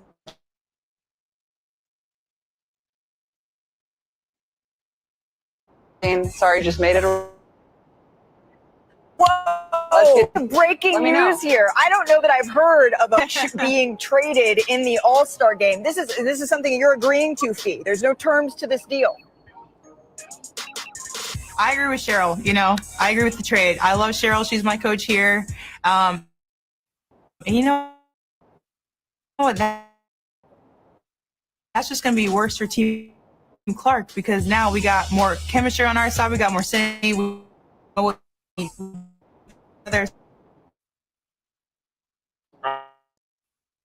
right.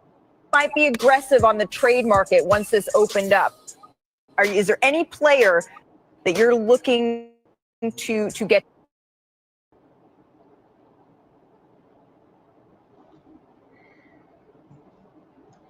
Sharon, your thoughts on that before I get into this, because I'm probably gonna dissect this whole thing in a way that it needs to be dissected too. I don't have an issue with it. I think it's going to be to Nafisha's benefit to have her coaching her in the All-Star game. So for Caitlin to agree to it could be to her detriment. But I'm with it. If she's with it, I'm with it. I don't have a problem with it. I don't have a problem with it. I don't think it's not an East-West thing, so I don't see the problem with it. How about you? All right. So, and this is just from what I know. Okay. I'm gonna speak from what I know and what I see with my own two eyes. First and foremost, number one, right off the jump, I love how media does things a certain way. There is a lot of subliminal messages in media. When I showed you that video, did you notice who was on top of the video? Who's on Yes. top of the video and who's at the bottom? Yeah. Did you see that? Did you Yeah. peep it? Yeah, I Okay. peeped it. Why? Ask me why. Now, as someone who's a part of the media and people that we deal with, Sharon, you know we're a part of the media. We know the little ins and outs, the little tricks of the trade and stuff that the media does. Why? Right. Why was she on top? Exactly. Because she's the biggest draw. Oh, that's the statement right there. I mean, she's There the you go. biggest draw in the W in terms of the numbers. The data says so. Oh, okay. So the biggest draw, listen carefully to the message that's being put out here. This is how I dissect stuff. The bigger draw is being put out up over the top of the better player. Do Right. you game? Right? Yes. The Yes. bigger draw is up over the bigger player. Because Mhm. Nafisa Collar is definitely the bigger player. So Yes. anybody who's stupid enough to say that she's not, you obviously are a buffoon. I'm gonna put it out there. You're a damn fool and a buffoon if you don't think Nafisa Collar is the better player. Mm-hmm. You're tripping. Who has the better resume as a player as well. You're bugging. Absolutely bugging. Okay? So that's number one. Right off the jump. Number two, I love how social media had to come right out after it. And the first thing that gets said is that Caitlin Clark made a rule change that's historical to the WNBA. Go peep game on social media right now who folks are saying made this change. But I find that kind of to be funny. Right. Yeah, they're saying that she made it. I find that funny because she wasn't the one who made it.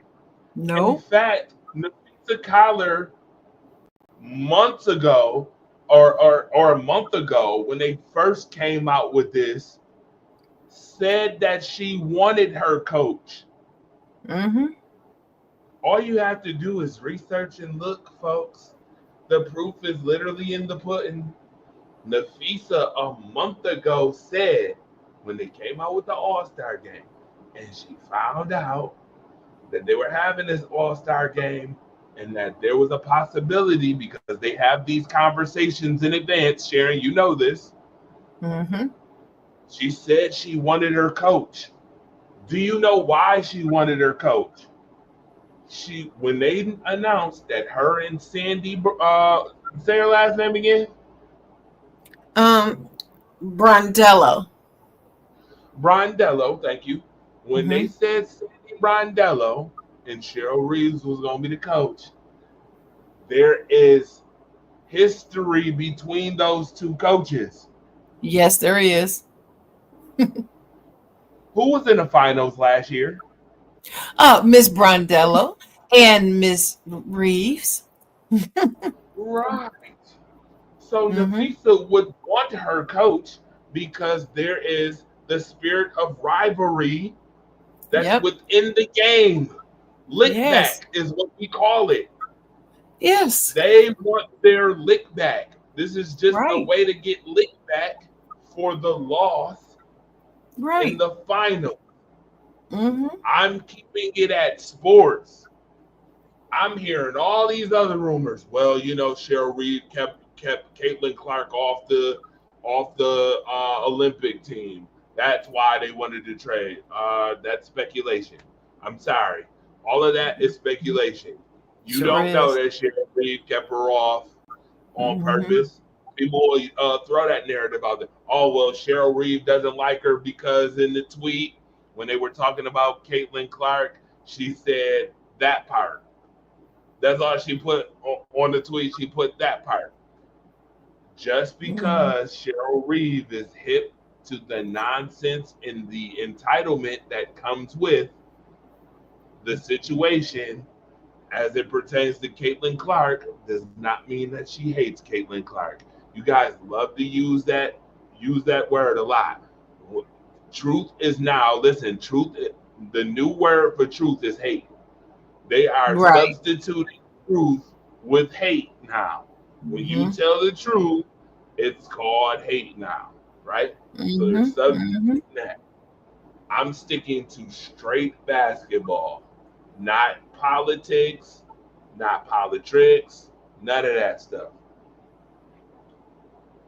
So she didn't create the rule change. The rule change doesn't happen if Nafisa doesn't want her coach. It had Right. nothing to do with Caitlin. No. Doesn't. Hey, Sharon, don't you believe in a parallel universe? Yeah. Ain't this the same thing that they did to Angel Reese when Angel Reese did this? And people claim that Angel Reese needed Caitlin Clark? Right. Ain't this Right. the same thing? Same Ain't thing. this the same thing? Taking the Mhm. credit for somebody Mhm. else's stuff? Yeah. We all know that this started the rivalry, which Mhm. sparked all of this. But nobody wants to admit that. Nobody Nobody wants wants to to give admit it. Angel Reese the props, which is the reason why Mhm. Angel said that it ain't just because of her. Another example is today. The same thing y'all did with Angel is the same thing y'all just tried to do to Nafisa. Nafisa is the reason for the rule change. She wanted her coach. The rule change doesn't happen if Nafisa don't want her coach. That's right. Period. Period. But we Because give she's the one that suggested it. Caitlin wasn't Right. even thinking about it. Caitlin wasn't. But I do want to say this though. I do believe that Coach I don't think Coach Reeves does like Caitlin Clark. I don't think she likes her. I really don't. Okay. But I believe that she can coach her though.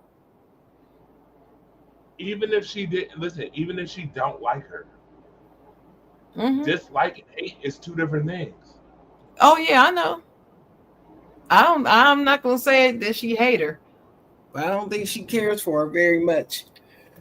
I mean, okay. I don't There's some even people who think don't care for people. I don't even think that she likes the way she plays. And I think that So she here- doesn't like Caitlin's antics. Okay. So here's the other thing that kind of caught my attention, right? And once again, I'm starting to notice pattern as a media journalist. I'm noticing pattern. People a while ago got mad at me when I mentioned that Caitlin Clark said something about a take foul when it wasn't a take foul on Angel Reese. That was a hard foul on Angel Reese. A take foul is when you don't make a play for the basketball. Right. Caitlin Clark came out and said she made a play on the ball, which means that is what? Not a take foul. Right. But she said it was a take foul. But it's not a take foul. By definition of the rule book, if you know the game, again, respect the game, then you knew that was wrong. I called it out. People was upset. Oh, grown man mad at a girl for saying something you know what she meant. No, Caitlin Clark said that she played plenty of basketball and has watched it. So you should know what the legitimate rule is, right? We got to hold people to a certain standard, right? Exactly. Right? Okay. So you can't give false information. This, as a journalist, I'm supposed to get to the root of the truth, what the real information should be, right? That's right. I find it funny again that in the beginning of this video, she says, "I'm okay with my team." You heard it first. Yeah. But then when she gets Sandy, who did she ask for off the team? Who did she ask off of Nafisa's team? Who did she ask for? Hold on. Didn't she ask for Brianna Stewart? Oh, but she didn't get her though. Hold up. She didn't get her. Let's go back to it. Hold on now. I peep game. The good news is, To be completely honest, I love my team. I think they're great. I don't have any intentions of really trading. Right there. Now you heard it, right, Sharon? You heard it. Yeah. Yeah. I have no intention on trading, but then asked for Brianna Stewart because Sandy is gonna be her coach. Right. Well, let me tell you how tricky folks can be. And I just peep game. I'm not one that's blind eye. I'm not gonna play blind eye to this either. Funny how she said that, then asked for Brianna Stewart.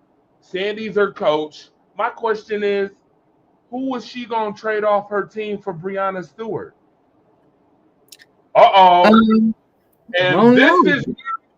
And this is where it gets real. Who was she trading? I don't know. Because she can't. She can't trade her, but she can't. I mean, who's she gonna trade? I do. Who? I know the answer. You ready? Who? Let's look at the list real quick, and you tell me who's the only possible starter that you could trade for. I'm going to start with you here, Caitlin. You said you might be aggressive on the trade market once this opened up. Is there any player that you're looking to get to? And remember, it has to be apples to apples trade here. Now you heard her say, hold on. Now you heard her say it has to be apples to apples, right? Yeah. With the trade. Mm-hmm. Apples to apples mean if you trade a power forward, you gotta give a power forward. Who was she taking off her team? I guess it would be Asia, because she's not gonna take Aaliyah. Whoa, wait. Ain't that funny? Peep game, Sharon. Peep the game. You'll trade Asia Wilson? Really? Do you know? No, she would. She would. Yes, she would. She would trade Asia Wilson. Do you know what that looks like? Sharon, you played basketball. I've played basketball 1,000 times. Mm-hmm. If I trade you off the team for somebody else, what does that say? You think the other player's better? Well, I find that quite funny. Because hasn't the big argument in the WNBA been who the face of the league is? Yes. Hasn't that argument been between Asia Wilson and her? Yes. Do you not understand the optics of if a person had the opportunity to trade somebody off the team, what that looks like? Yeah, it makes it look like she's expendable, and she is not the face of the league. Yes, I am. thank you. I know. I got it. I knew where you were going. You trade Asia Wilson. So you was willing, yes, I'm gonna say it, y'all, for those who ain't paying attention. Caitlin Clark was about 2 seconds from trading Asia Wilson for Brianna Stewart. I find that ironically funny because wouldn't it be interesting to get rid of the person off your team who everybody is arguing about who is the face of the WNBA? The optics behind that. Can you imagine the storyline behind that? Caitlin Clark trades Asia Wilson off the team. Yeah. Yep, it would be too much. Why in community would go nuts? Do you know they would brag about that for God knows how long? I mean, you're right. You're right. Tell me when I'm lying. Tell me when I'm lying. I ain't No, lying. you're right. I heard that it was like, oh hell no. I'm like, I know damn well that. But see, but Dre, people hear that. People heard that and they didn't pay it any. It just went right over their head, just like that. Right over their head. But right over their head. And then when you or I come out and say it, then people like, oh, you don't know what you talk about. What you making a big deal out of nothing? You making a big deal out of nothing? No, I'm not. Everything that girl does, everything that she says is calculated. Everything. Yeah. Everything. Thank you. And people try to make her out to be so innocent. Perception is everything. This is what people don't understand. I love the Big Ten Conference. I am the queen of the Big Ten. I follow every team in the Big Ten every year, every sport. Wait a minute, Karen. I know you ain't about to say what I think you about to say. Please say it. What I'm gonna say, I don't know what you think I'm gonna say, but this is what I'm gonna say. I was following Caitlin Clark before all these people found out who she is. I knew who she was. Okay. I knew she was doing things in Iowa, but she was not a household name. Thank you. Until Angel Reese did this and did this.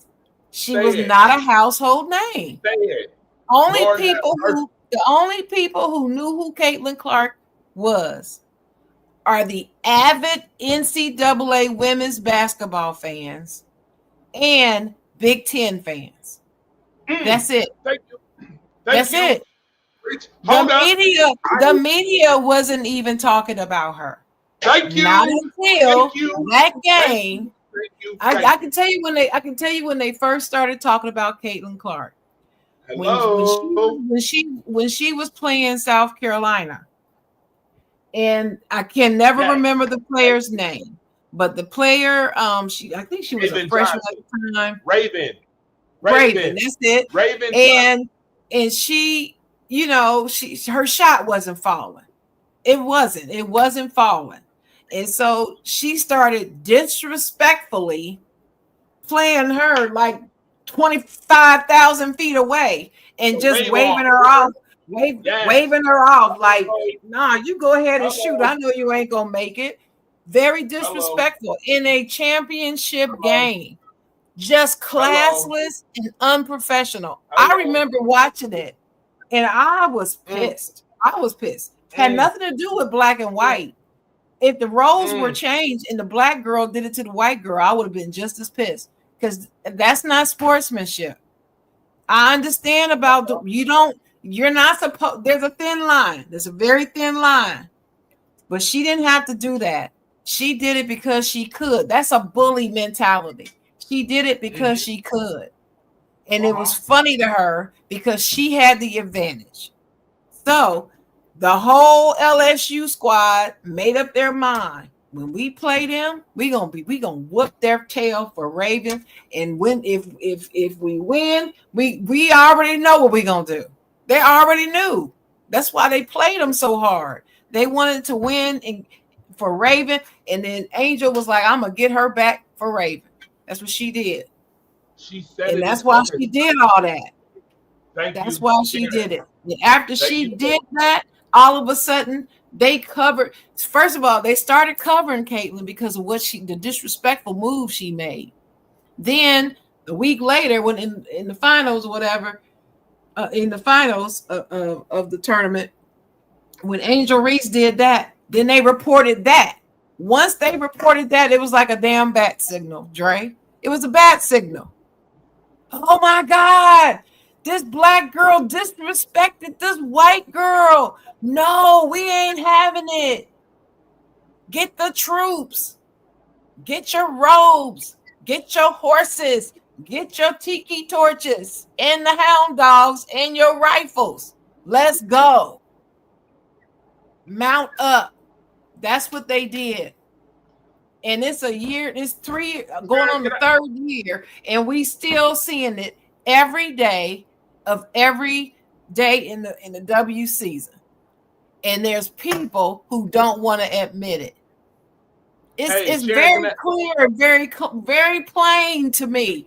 And when people always mock Angel for saying it's because of Me Too. And what do? They always go to the data. They always go to the data. The games aren't selling out. More people aren't watching when she play and Caitlyn's not playing. They only do it when Caitlyn is playing. So what? Even that's due to racism. But they don't want to admit it. They just want to make her seem like she is so insignificant to anything. They won't even acknowledge that nobody would know who Caitlyn is except the Big Ten and the Fever if it wasn't for her doing that. Hey, Sharon. So, all right. Hey, you know I like to put people on the hot seat. So I gotta ask just a few questions. Number one, I want to ask you this question right off the jump for the viewership and everybody that's gonna watch this show. Have I ever had that conversation with you before? This conversation we have right now about Caitlyn's notoriety. Have I ever had this conversation with you? We exchanged a couple of lines under a post on Facebook, but not a deep conversation about it. Or one-on-one, have we ever? No. Okay. No, that's number one. So no, never have we had a one-on-one deep conversation about this. So it's funny that you saying exactly what I've been saying verbatim. Yet number two, I gotta ask this question. Sharon, didn't you go to a Big Ten school? Yes. I am a proud graduate of Michigan State University. I'm a Spartan for life, and I love my Big Ten. Yes. So watch this. That's number two, folks. Y'all heard it. This is coming straight from a Big Ten school alum who covers the Big Ten. Ready for this? Here's the drop question. Sharon Mullen, Chocolate Girl, all about truth. And I mean no disrespect when I ask this question, but I know you're going to tell the truth no matter how hard it is. It may taste like vinegar, but you're going to tell the truth. I know you are. Out of all the women's conferences in basketball in 2020 to 2024, would you say the Big Ten was one of the weakest conferences in college basketball, women's college basketball?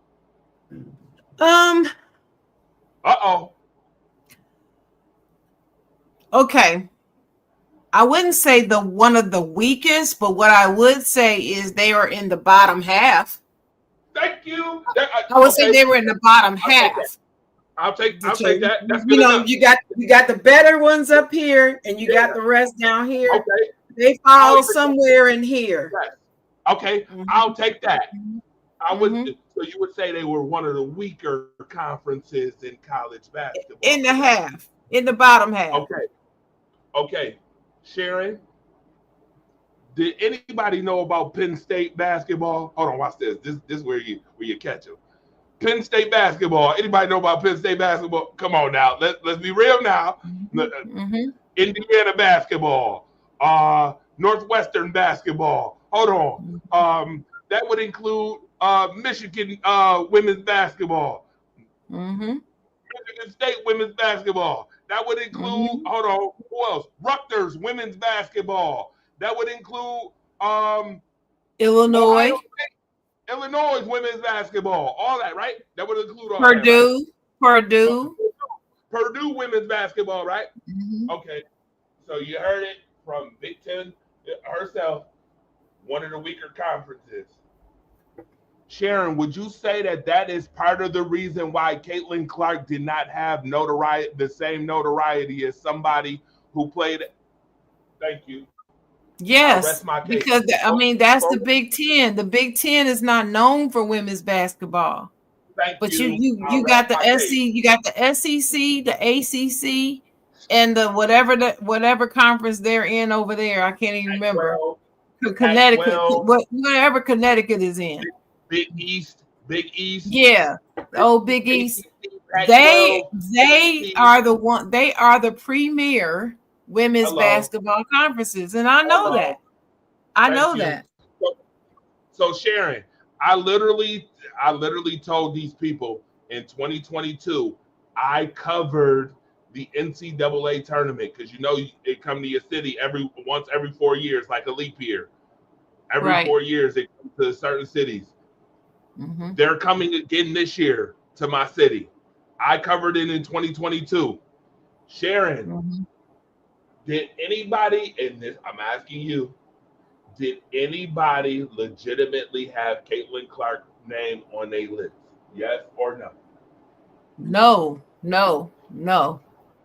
Okay. So Sharon, do you recall? Watch this. Now this is where I ask even more questions. Sharon, you said you cover Iowa basketball. Do you recall who Iowa lost to in 2022 in the tournament? 22? Yep. The year Paige Beckers got injured. Yeah, that was LSU. No, was it? Or was it South Carolina? Was it South Carolina? Nope. 2022 I don't remember. 2022 is the year that Iowa lost to Creighton in the second round of the tournament. Oh yeah. Creighton. Yeah. I remember now, and the reason why I remember is because I didn't even know where they were. They go by Creighton. Yes. They go by Creighton. Yes. And I was like, I don't even know where this college is. That's what. Yeah, I remember that. Okay. Creighton. They lost to Creighton. Who the fuck is Creighton? No offense. Who the fuck is Creighton? In the second round of the tournament. When people try to tell me, oh, we had her on our list, there's no way, and this is just by general common sense. This is not even about sports in the acumen as far as notoriety and whose household names. There's no way you're telling me. Now you just heard Sharon, Big Ten alum, literally just tell you that in women's basketball, they're not known for that. So you're not telling me a girl who was dropping points, and that's all she was doing, dropping points and assists, and you only made it to the second round of the tournament, had such notoriety when you lose to Creighton in the second round. The first round, the first year, she lost to Paige Beckers in the Sweet 16 the first year. You're not telling me you have notoriety like that. There's no way. She didn't. Let me give you this little data point too. My years are running together, but the year that they lost to LSU, not the year they lost to Connecticut, which was the following year, but the year they lost to LSU, at the beginning of that season, that's when she got the biggest hype as far as the Big Ten conference was concerned, because they started having sold out games in Iowa for basketball. That was unheard of. And hold on, why? watch this. Why? Because Yes. you know, Iowa is a state that's like 90% white. Okay, it's something crazy like that. And this girl was known as a unicorn. And so people wanted to come see this girl that they know they've been hearing about. People from all over the Big Ten. And see, one thing about Big Ten conferences, schools, we travel for our games in the conference. We will travel all over the Big Ten to go to these games live. Mhm. That's just how we roll. And people were coming to see her. Games were getting sold out.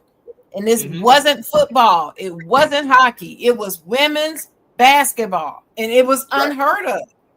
And you would But say that was just regional. That was just in the Big Ten. And then it kind of spilled over a little bit into the, going out west, further west. But it didn't spill over to the east. It spilled over to the west.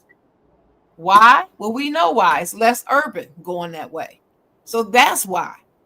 So Sharon, they knew who she was, but I guess I tell you this, they didn't know who Angel Reese was. They didn't know who any of them girls were on LSU up there. They didn't know, and they didn't know how good they were either.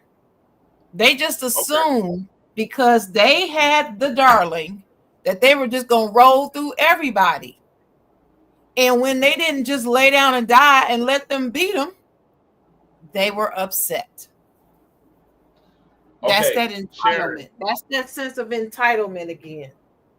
Sharon, would you also say that this is that my next statement is a legitimate fact? Usually when you have notoriety, you are the main attraction at your university. Yes or no? When it comes to the sport. Okay. Yeah. At your at your university, right? Okay. When I told people this, they were like, "Oh, you made this up yourself?" I was like, "No." I said I'm a person of media, and I know just from my opinion that the criteria for major notoriety, I can tell you what it is because I've covered it enough. In 2022, this is the same year that they lost in the second round of Creighton was the same year that Iowa lost right here in my city in the first round of the tournament. Now, Sharon, do you remember these two names? I'm going to give you two names from Iowa and tell me if you remember them. Do you remember a player by the name of Keegan Murray? Yeah, I remember Keegan Murray. Yes. Keegan Murray went number 3 in the damn NBA draft. I thought it was after losing the first round. After losing the first round. Do you also remember Luke Garza? No. Luke Garza. I don't remember Luke Garza. Luke Garza also got drafted in the NBA draft. The next year, go look it up if you don't believe me. I believe you. One went to the Sacramento Kings, and I think Luke Garza went to the Grizzlies, if I'm not mistaken. Either or. One of the two. But those two were the main attractions at Iowa. This is how I also know that your girl wasn't that main attraction girl, because she wasn't even the main attraction at her university. Keegan Murray and them was the main attraction at the University of Iowa. She wasn't the main her freshman year. She wasn't the main attraction amongst the women basketball players either. Yes. Her sophomore year, she wasn't. Her junior year is when she started getting more notoriety. Yes. But she still had some competition for the headliner, being the headliner.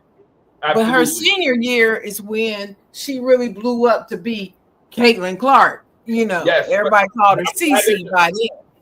But watch this. But I'm glad that you said her sophomore year, because that's most important. That is most important. the sophomore year, because everybody keep trying to pretend like they knew about her so much. No, they did not. No, Year. no. Lie. And I refuse to let people rewrite that narrative. That is not true. They did not. People did not know her. There is a difference, as you know, Dre.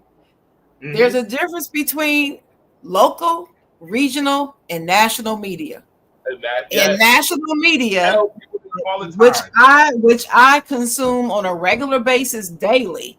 My little cable box that I refuse to give up, I record every show, every sports show, been doing it for 10, 15 years, and I watch them.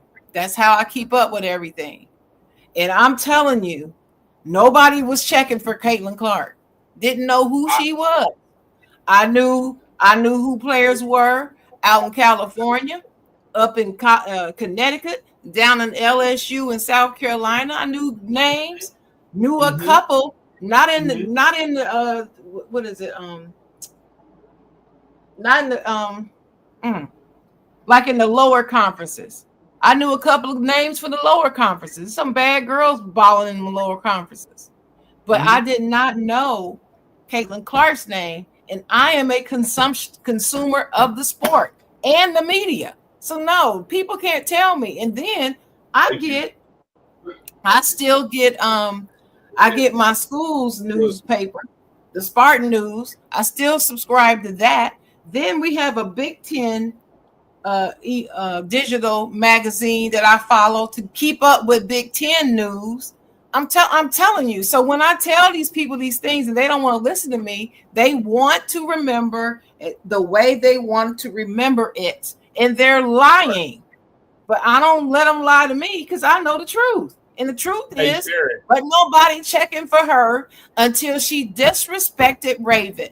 And then when she lost to us AR5 and she did this and she did this, it was a wrap. All of a sudden, everybody was talking about her. Everybody, but they were talking about her because she got it done right back to her. And Caitlin was running around. She had done the "You Can't See Me" several times during the season to other teams.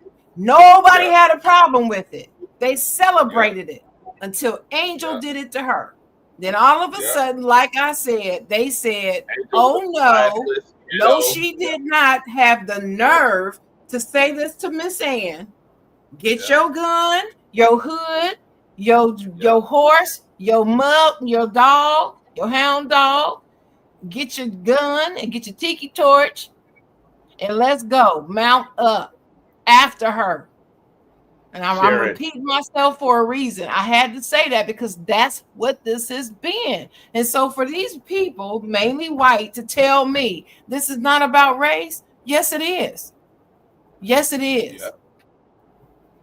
Sharon, and that's I literally told people when I was at the tournament, I literally sat next to commissioners. Now, you know, every commissioner come to the tournament. If your conference is involved in the tournament, the commissioner comes to the tournament. Am I right or wrong? You're right. Okay. Big Ten commissioners was there. Me and Mookie was there. I was there. I literally sat courtside with A10 commissioner, Big Ten commissioner, Big East commissioner, because UConn was there too. I literally sat right next to these folks. When I asked about the women's game coming to my city, and I said, what names to check for? Not one of them said Caitlin Clark. Well, that's funny, because why, if she was so big, wouldn't Big Ten commissioners even acknowledge that? Hello? Why wouldn't they acknowledge it? I literally have the proof. It's literally on my Facebook. You can go back to 2022 and you'll see me right there at the tournament, sitting courtside with the media, and folks be trying to and I'm like, you guys are lying. Why are you trying to change the narrative? Because that's what they do. That's what they do, because they want the narrative to be what they want it to be. That's what racists do. They But want then it to Sharon- be what they want it to be. Period. Right. And then Sharon, this year when it came out, this is what really killed them. When it came out this year, remember the post about NILs, the NIL deals? Right. The NIL deal is name, image, and likeness.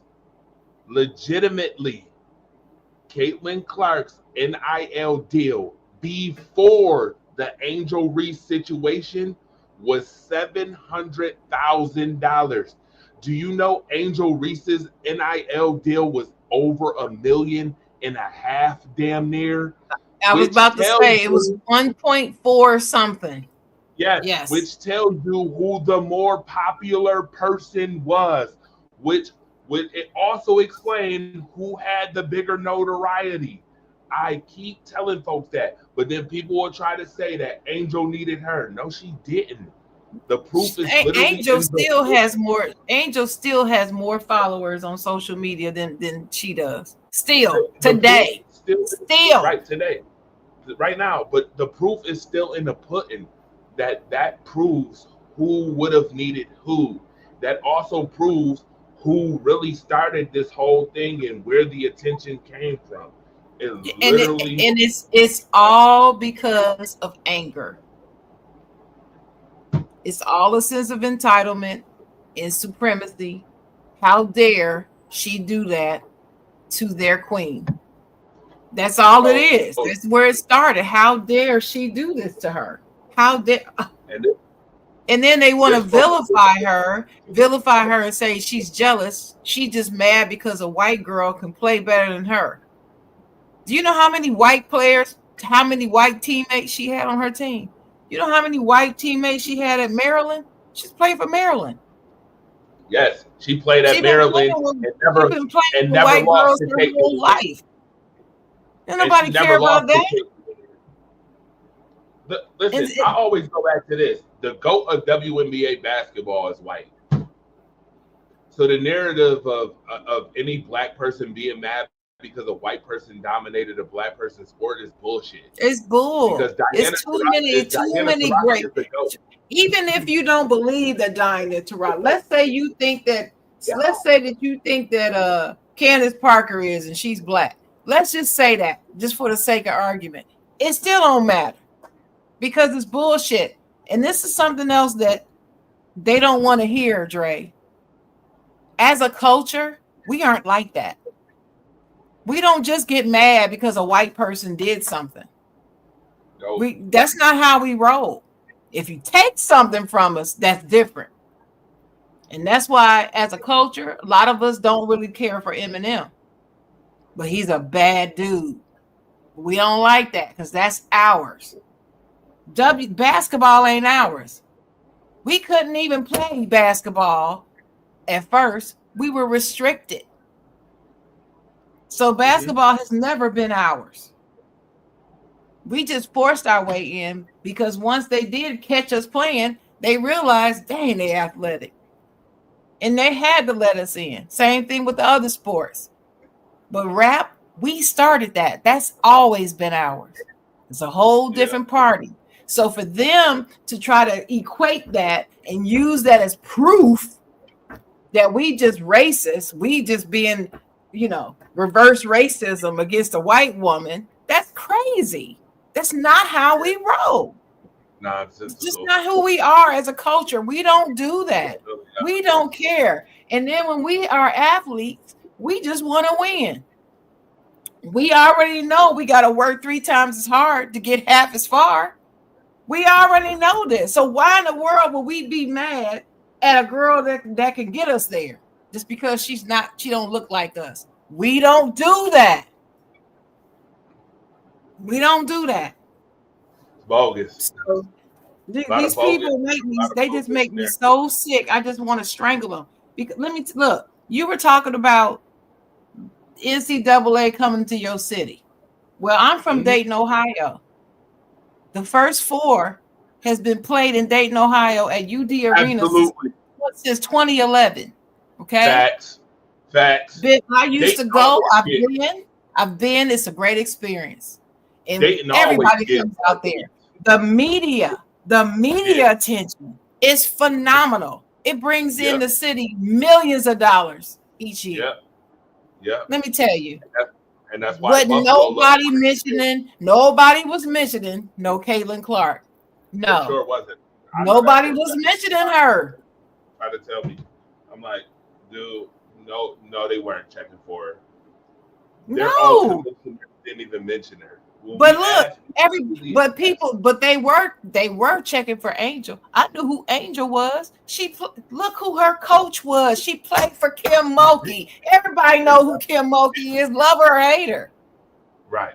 And even if you couldn't remember her exact name, you knew it was Angel somebody playing for Kim Mulkey. They know what time it is. You don't sit up here and just not know. Again. She went to LSU and exceeded expectation. Usually when you come from a weaker conference and you play at a bigger school and a better conference with better competition, usually either one or two things happen. One, your stats drop because you're playing better competition, or two, you don't even start 9 out of 10 times. You usually sit the bench depending on what the team looked like. Angel went to LSU and dropped 23 and 15 average for a season. Average 34 double-doubles in one season. She earned it. She earned her spot on that team. She earned to be a starter. With that, she was a terrible basketball player. She was carried. No, she was not. Carried by who? Who? No, she wasn't. Who on that team carried LSU? Cut it out. I'm like, yo, they'll come up with all this nonsense. Just like Caitlin Clark, after her sophomore year, pretty much was Iowa's team, except for the only thing is, folks will sit here and be like, lowly Iowa was never supposed to make it, as if Lisa Bluter wasn't her coach and wasn't coach of the year before Caitlin. As if Caitlin didn't play the first 2 years with one of the best best front courts in basketball with the Monica sister, with the Monica girls, Monica Zarzino and Monica Warner. Remember them? Those was the two. Yeah, the Monicas. Yeah. Yeah. And her coach going straight to the Hall of Fame. I don't even understand why people playing. Right. Why are people playing with her? Acting like Lisa Bluter wasn't a 20-year coach. Like she they act like nobody knows this information. And they can just say whatever they want to say and nobody's going to check them for it. I'm like, no, don't say that shit around me. Don't bring it around me because I'm going to tell you the truth.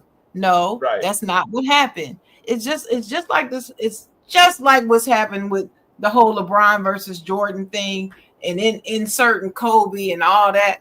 And everybody trying to remember and trying to say stuff about Kobe that ain't true since the brother died. It pisses me off because what are you talking about? He was the greatest in the game. He was the best player in the league for a long period of time. Yes, he was after Jordan. The torch was passed. In fact, Torch, I posted a video today in 2MW and other places of a video outlining the passing of the torch from Jordan to Kobe. When it happened, the game that it was, everything. Yeah. This is when Jordan was at the Wizards. And at Washington, Jordan put on a clinic. He's 40 years old and put on a clinic against Kobe. But Kobe, he never backed down, but they won. The Wizards ended up winning by 1 point. Yeah, I remember that. And then Kobe was so pissed. He was so pissed he didn't talk to his team for 2 weeks. And 2 weeks later, the Wizards came to LA. Kobe just went berserk. And it was like a 55 points. Did he go 55 that night? I mean, it's like, or 52. I think it was 52. But he dropped all them points on him. And Jordan was like, hey, the kid is good. But he It didn't wasn't drop it on passing the another court. He torch. dropped it It on the wasn't team. passed to nobody else but Kobe. Damn Yeah, it. Absolutely. He was mad for 2 weeks. Wouldn't talk to his team. Wouldn't The talk night to that they him. played, the play was when Kobe ran over Jordan, and Jordan said, "I knew you wasn't gonna pass the ball, so I knew to step in front of you because you wasn't gonna pass the ball." And he picked him up, and they smiled. Class. It was a class act. He picked him up, and they smiled, and that's when you knew the torch had been passed. The to torch Kobe was passed right there. Yeah, right It then was and right there. there. It was passed. Because So, he said anyway. he's his good friend. But yeah, hell yeah. You already, again, people love to try to rewrite history. I still got Kobe over I get LeBron. sick of it. I get sick of it. And But see, whatever. I'm a student of the game, and I'm a student of its history. I protect history because people's memories get ill, and they have these selective memories because they have a narrative that they want to push, and it ticks me off. I can't stand it. That's why I'm like, just stay away from me with that, because I'll cuss you out, because I'm not having it. And people like, why are you take it so seriously? I said, because it's not right. And that's just how I'm raised. My mama and daddy raised me. Right is right and wrong is wrong. And you come up here trying to push a narrative, so you're going to talk bullshit to people who weren't alive to see it. And they're counting on you to get it right. And you telling them a bunch of lies so they'll believe something that's not true. That's deception. That don't work with me. But anyway, it's 20 minutes to 1, and I almost gotta go. Yeah, but I did overtime. I did want to. Yeah, I know. I did want to just for the people listening. I did want to go over the rosters real quick, really quick Go ahead. for the All-Star game. So, Team Clark, Caitlin Clark is the of the Indiana Fever, is the captain. And they're going to be coached by Sandy Brondello, who's the Liberty's coach, the championship winning Brandello. So anyway, so Caitlin Clark starters are herself, her teammate Aaliyah Boston of the Fever, Sabrina Ionescu of the Liberty, WNBA champion, Asia Wilson of Vegas, and Satan Sabali of Phoenix. I never say her name right. I always butcher it. But she's Phoenix Mercury. And then the reserves are Indiana's Kelsey Mitchell, Seattle's Gabby Williams, the Mystics' Sonia Citron, and Kiki Ariafin, who I love. She might take that Rookie of the Year. I don't know. Paige is in the league, but she's right there with her. Then Vegas, Jackie Young, and Golden State's Kayla Thornton. So then for Team Collier, Nafisa Collier is the captain from Minnesota. And then Brianna Stewart from the Liberty, Alicia Gray from Atlanta Dream, and then Seattle's Nneka Ogwumike, and then Dallas Paige Buckers. Buckers. Paige Beckers. I said it wrong 3 times. Paige Beckers is the first WNBA rookie to be an all-star starter in the history of the league. So congratulations to her. And their reserves for Team Collier is Courtney Williams of Minnesota, then Seattle's Skylar Diggins Smith, Chicago's Angel Reese, Phoenix Alyssa Thomas, the Sparks Kelsey Plum, and Atlanta's Ryan Howard. So that's the rosters. And of course, Team Collier is being coached by Cheryl Reeve, who's their coach and who's Minnesota's coach anyway. So that's the rosters. I have one question. Yeah. Who? Okay, hold on. Who can you not wait to see play together, or what they do together in the game? And let me give my answer first, so you know, so you can have time to think about it. I can't wait to see Caitlin Clark play with her teammate Aaliyah and Asia Wilson. Both. I can't wait to see that. I've been trying to reconcile it in my head what it's going to look like, right? Mm-hmm. Because both Asia and Aaliyah are vicious in the paint.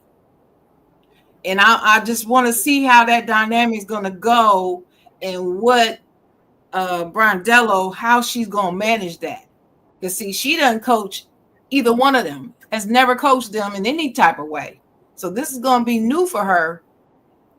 But here's the thing, Dre. She's used to having big body Breanna Stewart and Jonquel Jones. So it may not be hard for her to manage it all. See what I'm saying? You want me to give you an idea on how it should go? And then she's got her own player, Sabrina Ionescu's over there. You know how it should go. I'm most excited to see how they play together, those three. Do you know how it should go? How? Because obviously Boston, Wilson, Clark, Sabrina, and who's the fifth? Who's their fifth starter? Satan Sabali. Oh, Satu Sabali? Sabali. I told you I butcher her name every time I say it. I got bad news for Sabali. Sabali, I'll be honest with you, unless she clearing up the boards or they getting her in transition, this not gonna be that type of game for her. I will tell you right now, because if I'm Sandy and I'm running offense, sorry Aaliyah, so Aaliyah Boston gonna be mad at this too. She might be mad at this too, but Aaliyah Boston ass is in the paint. I'm running screen and roll with Caitlin Clark and Asia Wilson, because Asia is the better overall 3-tier scorer. I'm running pick and roll with those two. When Asia not open on the skip, if Caitlin can't turn the corner, you know that somebody is going to crash down on Caitlin, in which I'm kicking it to Sabrina every time wide open. And Sabrina is going to be taking them 3-point shots. It's either Sabrina taking the 3-point shots, because, by the way, Sabrina's pretty damn good at that, by the way. Sabrina's taking the shots. Clark going to be facilitating and going to the basket, or taking the screen and shooting that three that she likes to shoot, that left-sided three that she likes to shoot. And Aaliyah Boston going to be scoring points on transition, and that's going to be that. I can't see where in any situation, and I get that they play together, where Aaliyah Boston would be in screen and roll with Caitlin, knowing that Asia Wilson is the better mid-range shooter, the better 3-point shooter, and the better overall scorer. I don't see that. I can agree. I can agree. If Sandy, what is that? What is the Brondello? word? Brondello. Not Brondello. I'm looking for the word we call that. What Josh Allen was doing with Stephon Diggs. It started with a P. I'm blanking right now. I'm having a senior moment on it. Well, you know pandering. I got one. Pandering. Oh, now, pandering. If Brondello panders to Caitlin, then I could see it going the other way with Boston running screen. Let me help you with that, Dre. Let me help you with that. Brondello's not going to pander to Caitlin. I'm just here to tell you. That's not this chick from Australia. She used to coach basketball in Australia. She's the truth. She ain't playing. She like Pat Riley. It's her way or the highway, period. She doesn't give a damn who you are, where you come from, how many points she don't care. That's why she's successful. and I can respect that. I totally respect that. That's the Yeah, way she it ain't better pandering to go. her. She's not The gonna way- pander to her. I can tell you if it goes. She's one of those type of. She's the type of coach that will break you down if you get beside yourself a little bit. Get the smelling yourself. She'll break you right on down. That's how I see her. But anyway, Right. But you know what though? you mentioned Satu Sabali. Say her name, Satu Sabali. Sabali. Yeah. Okay. Sabali. I'm surprised that she even made the All-Star starters. I am. I was stunned that she was there and Natasha Cloud was not. Or Derrica Hamby. I really thought Derrica Hamby was going to be there instead of her. That's who I thought. They snubbed Hamby. I ain't going to hold you. I think Derrica Hamby should have been on there. But they snubbed her. And Natasha Cloud too. Because they both balling. I think Natasha Cloud, because they need Scrappy. They need Scrappy. Natasha Cloud is Scrappy. Right, but Natasha Cloud plays a different position. And because she's not the scorer as much as the other two, that she wasn't making it because by position, she's not the 1 or 2 second best. Oh,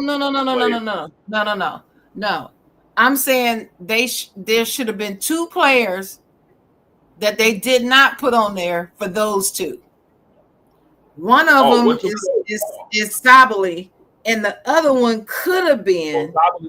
Well, Sabali got on there because of record. Phoenix is one of the best. I got it. I know why. But as far as play, she could have been left at home.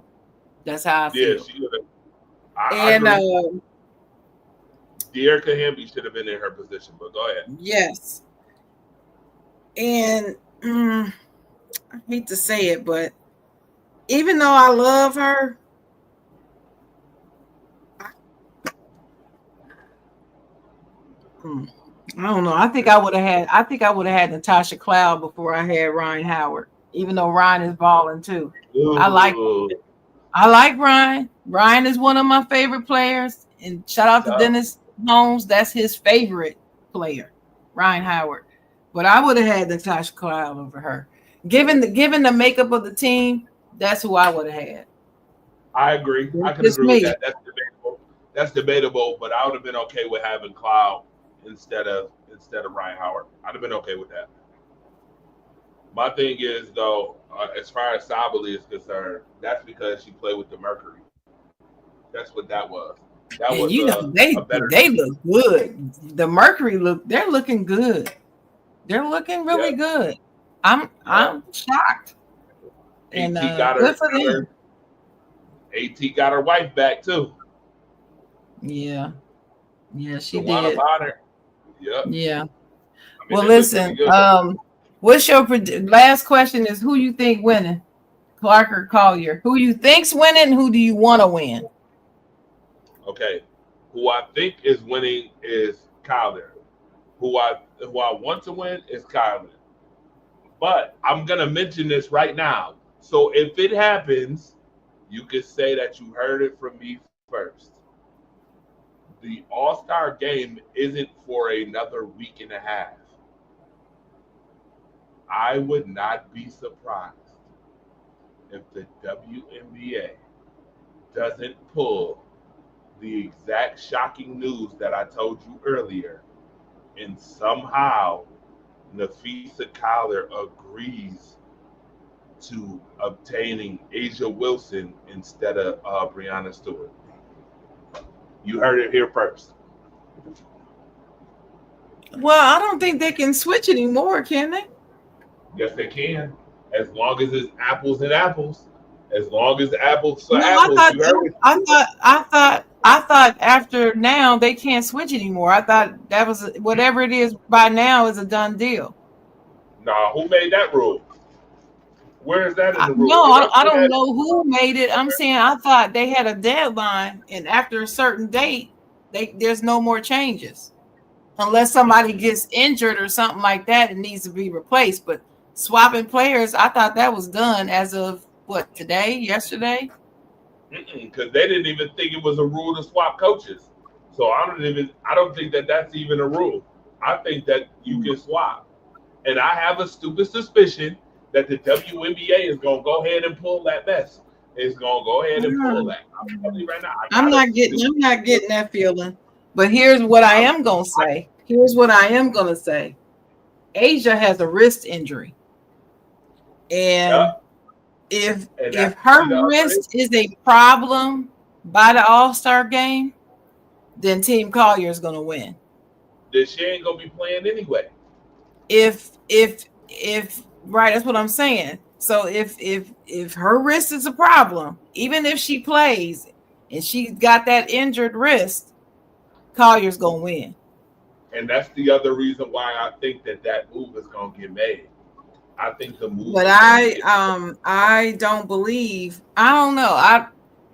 I believe that if she's healthy, Team Clark will win. Because I'm looking at the roster. I'm looking at the roster, and you got that starting five is serious. But the only problem is Team Collier's reserves are a tad bit stronger. Wait a minute. Whoa. You saying Team Clark starting five is better than Team Collier's? Pretty much. Yeah. Wow.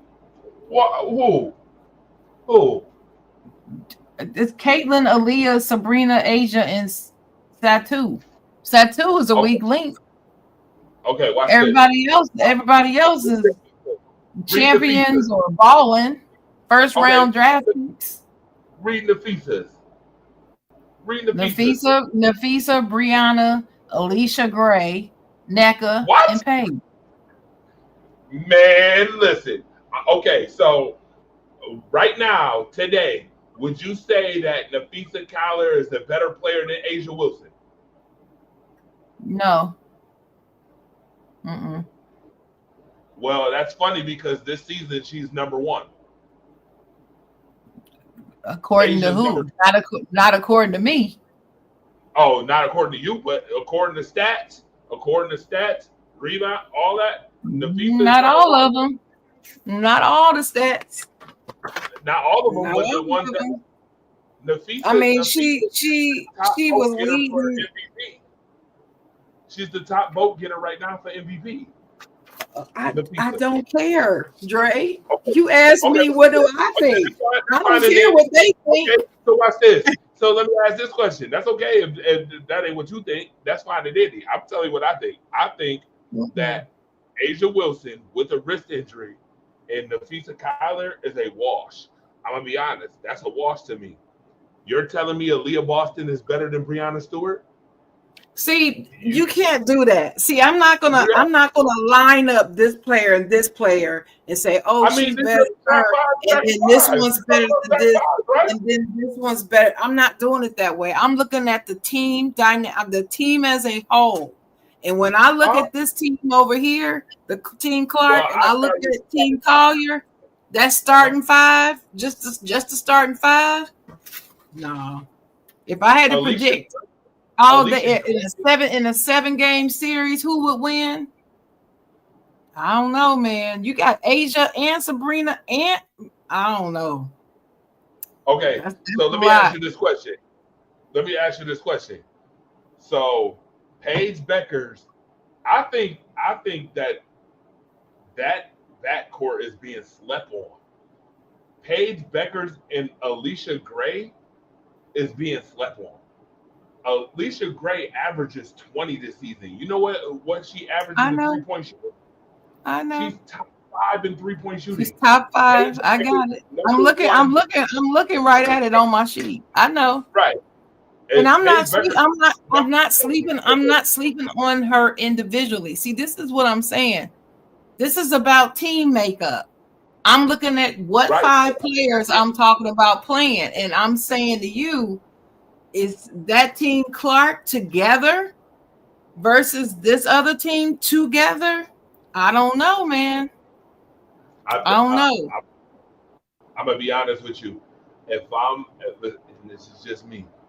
If I am Cheryl Reeve I'm letting Nafisa Collier go to work on the low block and foul line extended, and I'm letting Paige Beckers and Brianna Stewart run screen and roll all game, and Alicia Gray can be wide open for 3-point kickouts all game Maybe so, long. maybe so. But let me say this. Let me run this by you. Take Alicia Gray off and swap her for Sabrina Ionescu. Collier would have it. Only because when Ionescu and Stewart get together and they that 1-2, you can't beat them. So you think that okay? So you think that Sabrina is better than Alicia right now? Then? No, I'm not saying that she's better than Alicia. You got to stop saying that. That's not what I'm saying. I said, that's why I said specifically Sabrina over there with Brianna. Her and Brianna over there, who's been playing together now for what, 90 million years? I get it. They're in rhythm. And you got those two WNBA champions, defending champions playing. No, I just don't see, if they were on the same team, I don't see how you could beat them. If they were over there with Nafisa and Nneka and Paige. But what you're saying is feeding into what I just said earlier.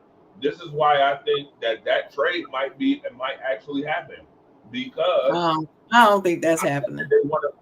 I think they want to suffice Clark's team. I don't think anybody's trading anybody else. I think that's it. I don't think nobody's trading. I'm not used to them doing any trade. They haven't done. First of all, you know what? I'm gonna say this on record.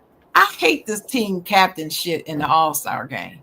I hate it. I hate it in the NBA and I hate it in the W. And I'm glad the NBA is getting rid of it, because they're not going to have that anymore. And I'm glad, because it needs to be East and West, period. That's it. And I don't like it when it's positionless. I think positionless is stupid. No, it doesn't need to be positionless. It needs to be by position. They're naming all NBA now, and it's positionless. You can have two point guards on the first team, all NBA. I'm like, that is ridiculous.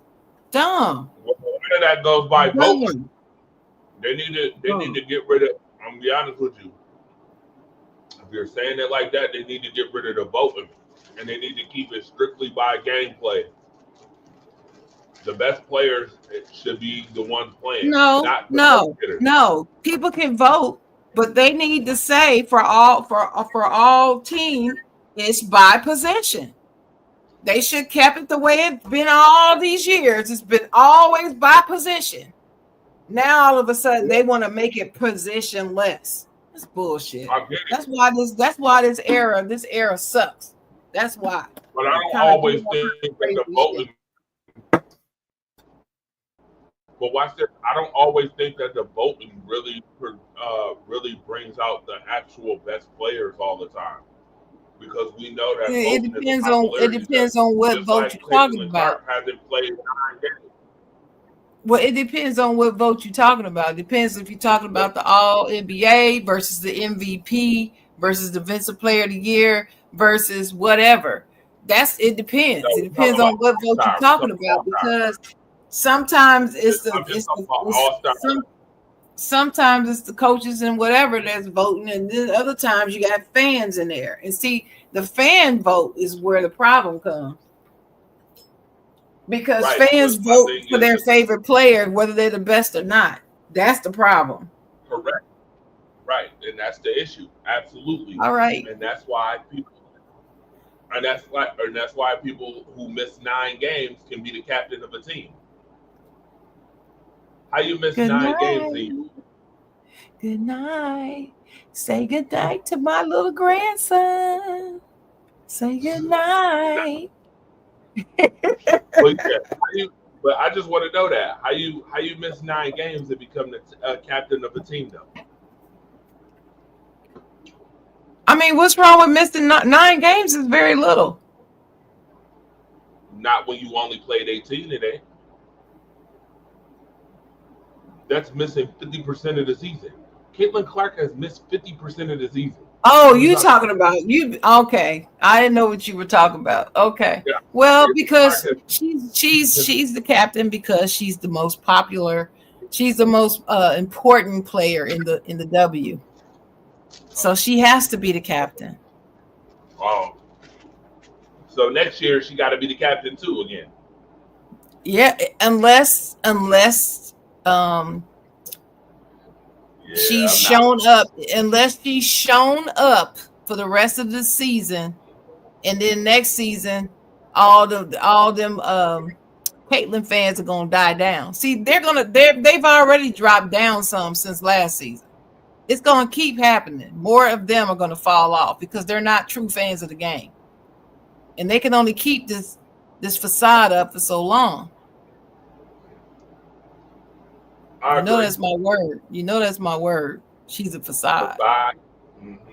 Asia is the factual, the real face. Yeah, I know. Caitlyn is the facade. Asia is the face. All right. It's been real. Thank you so much for having me on, as always. Extra hour over. I just like to put up my little grandson. Y'all could just say goodbye, say goodnight to my little grandson's picture. Little Nova. Good night, y'all. See y'all again.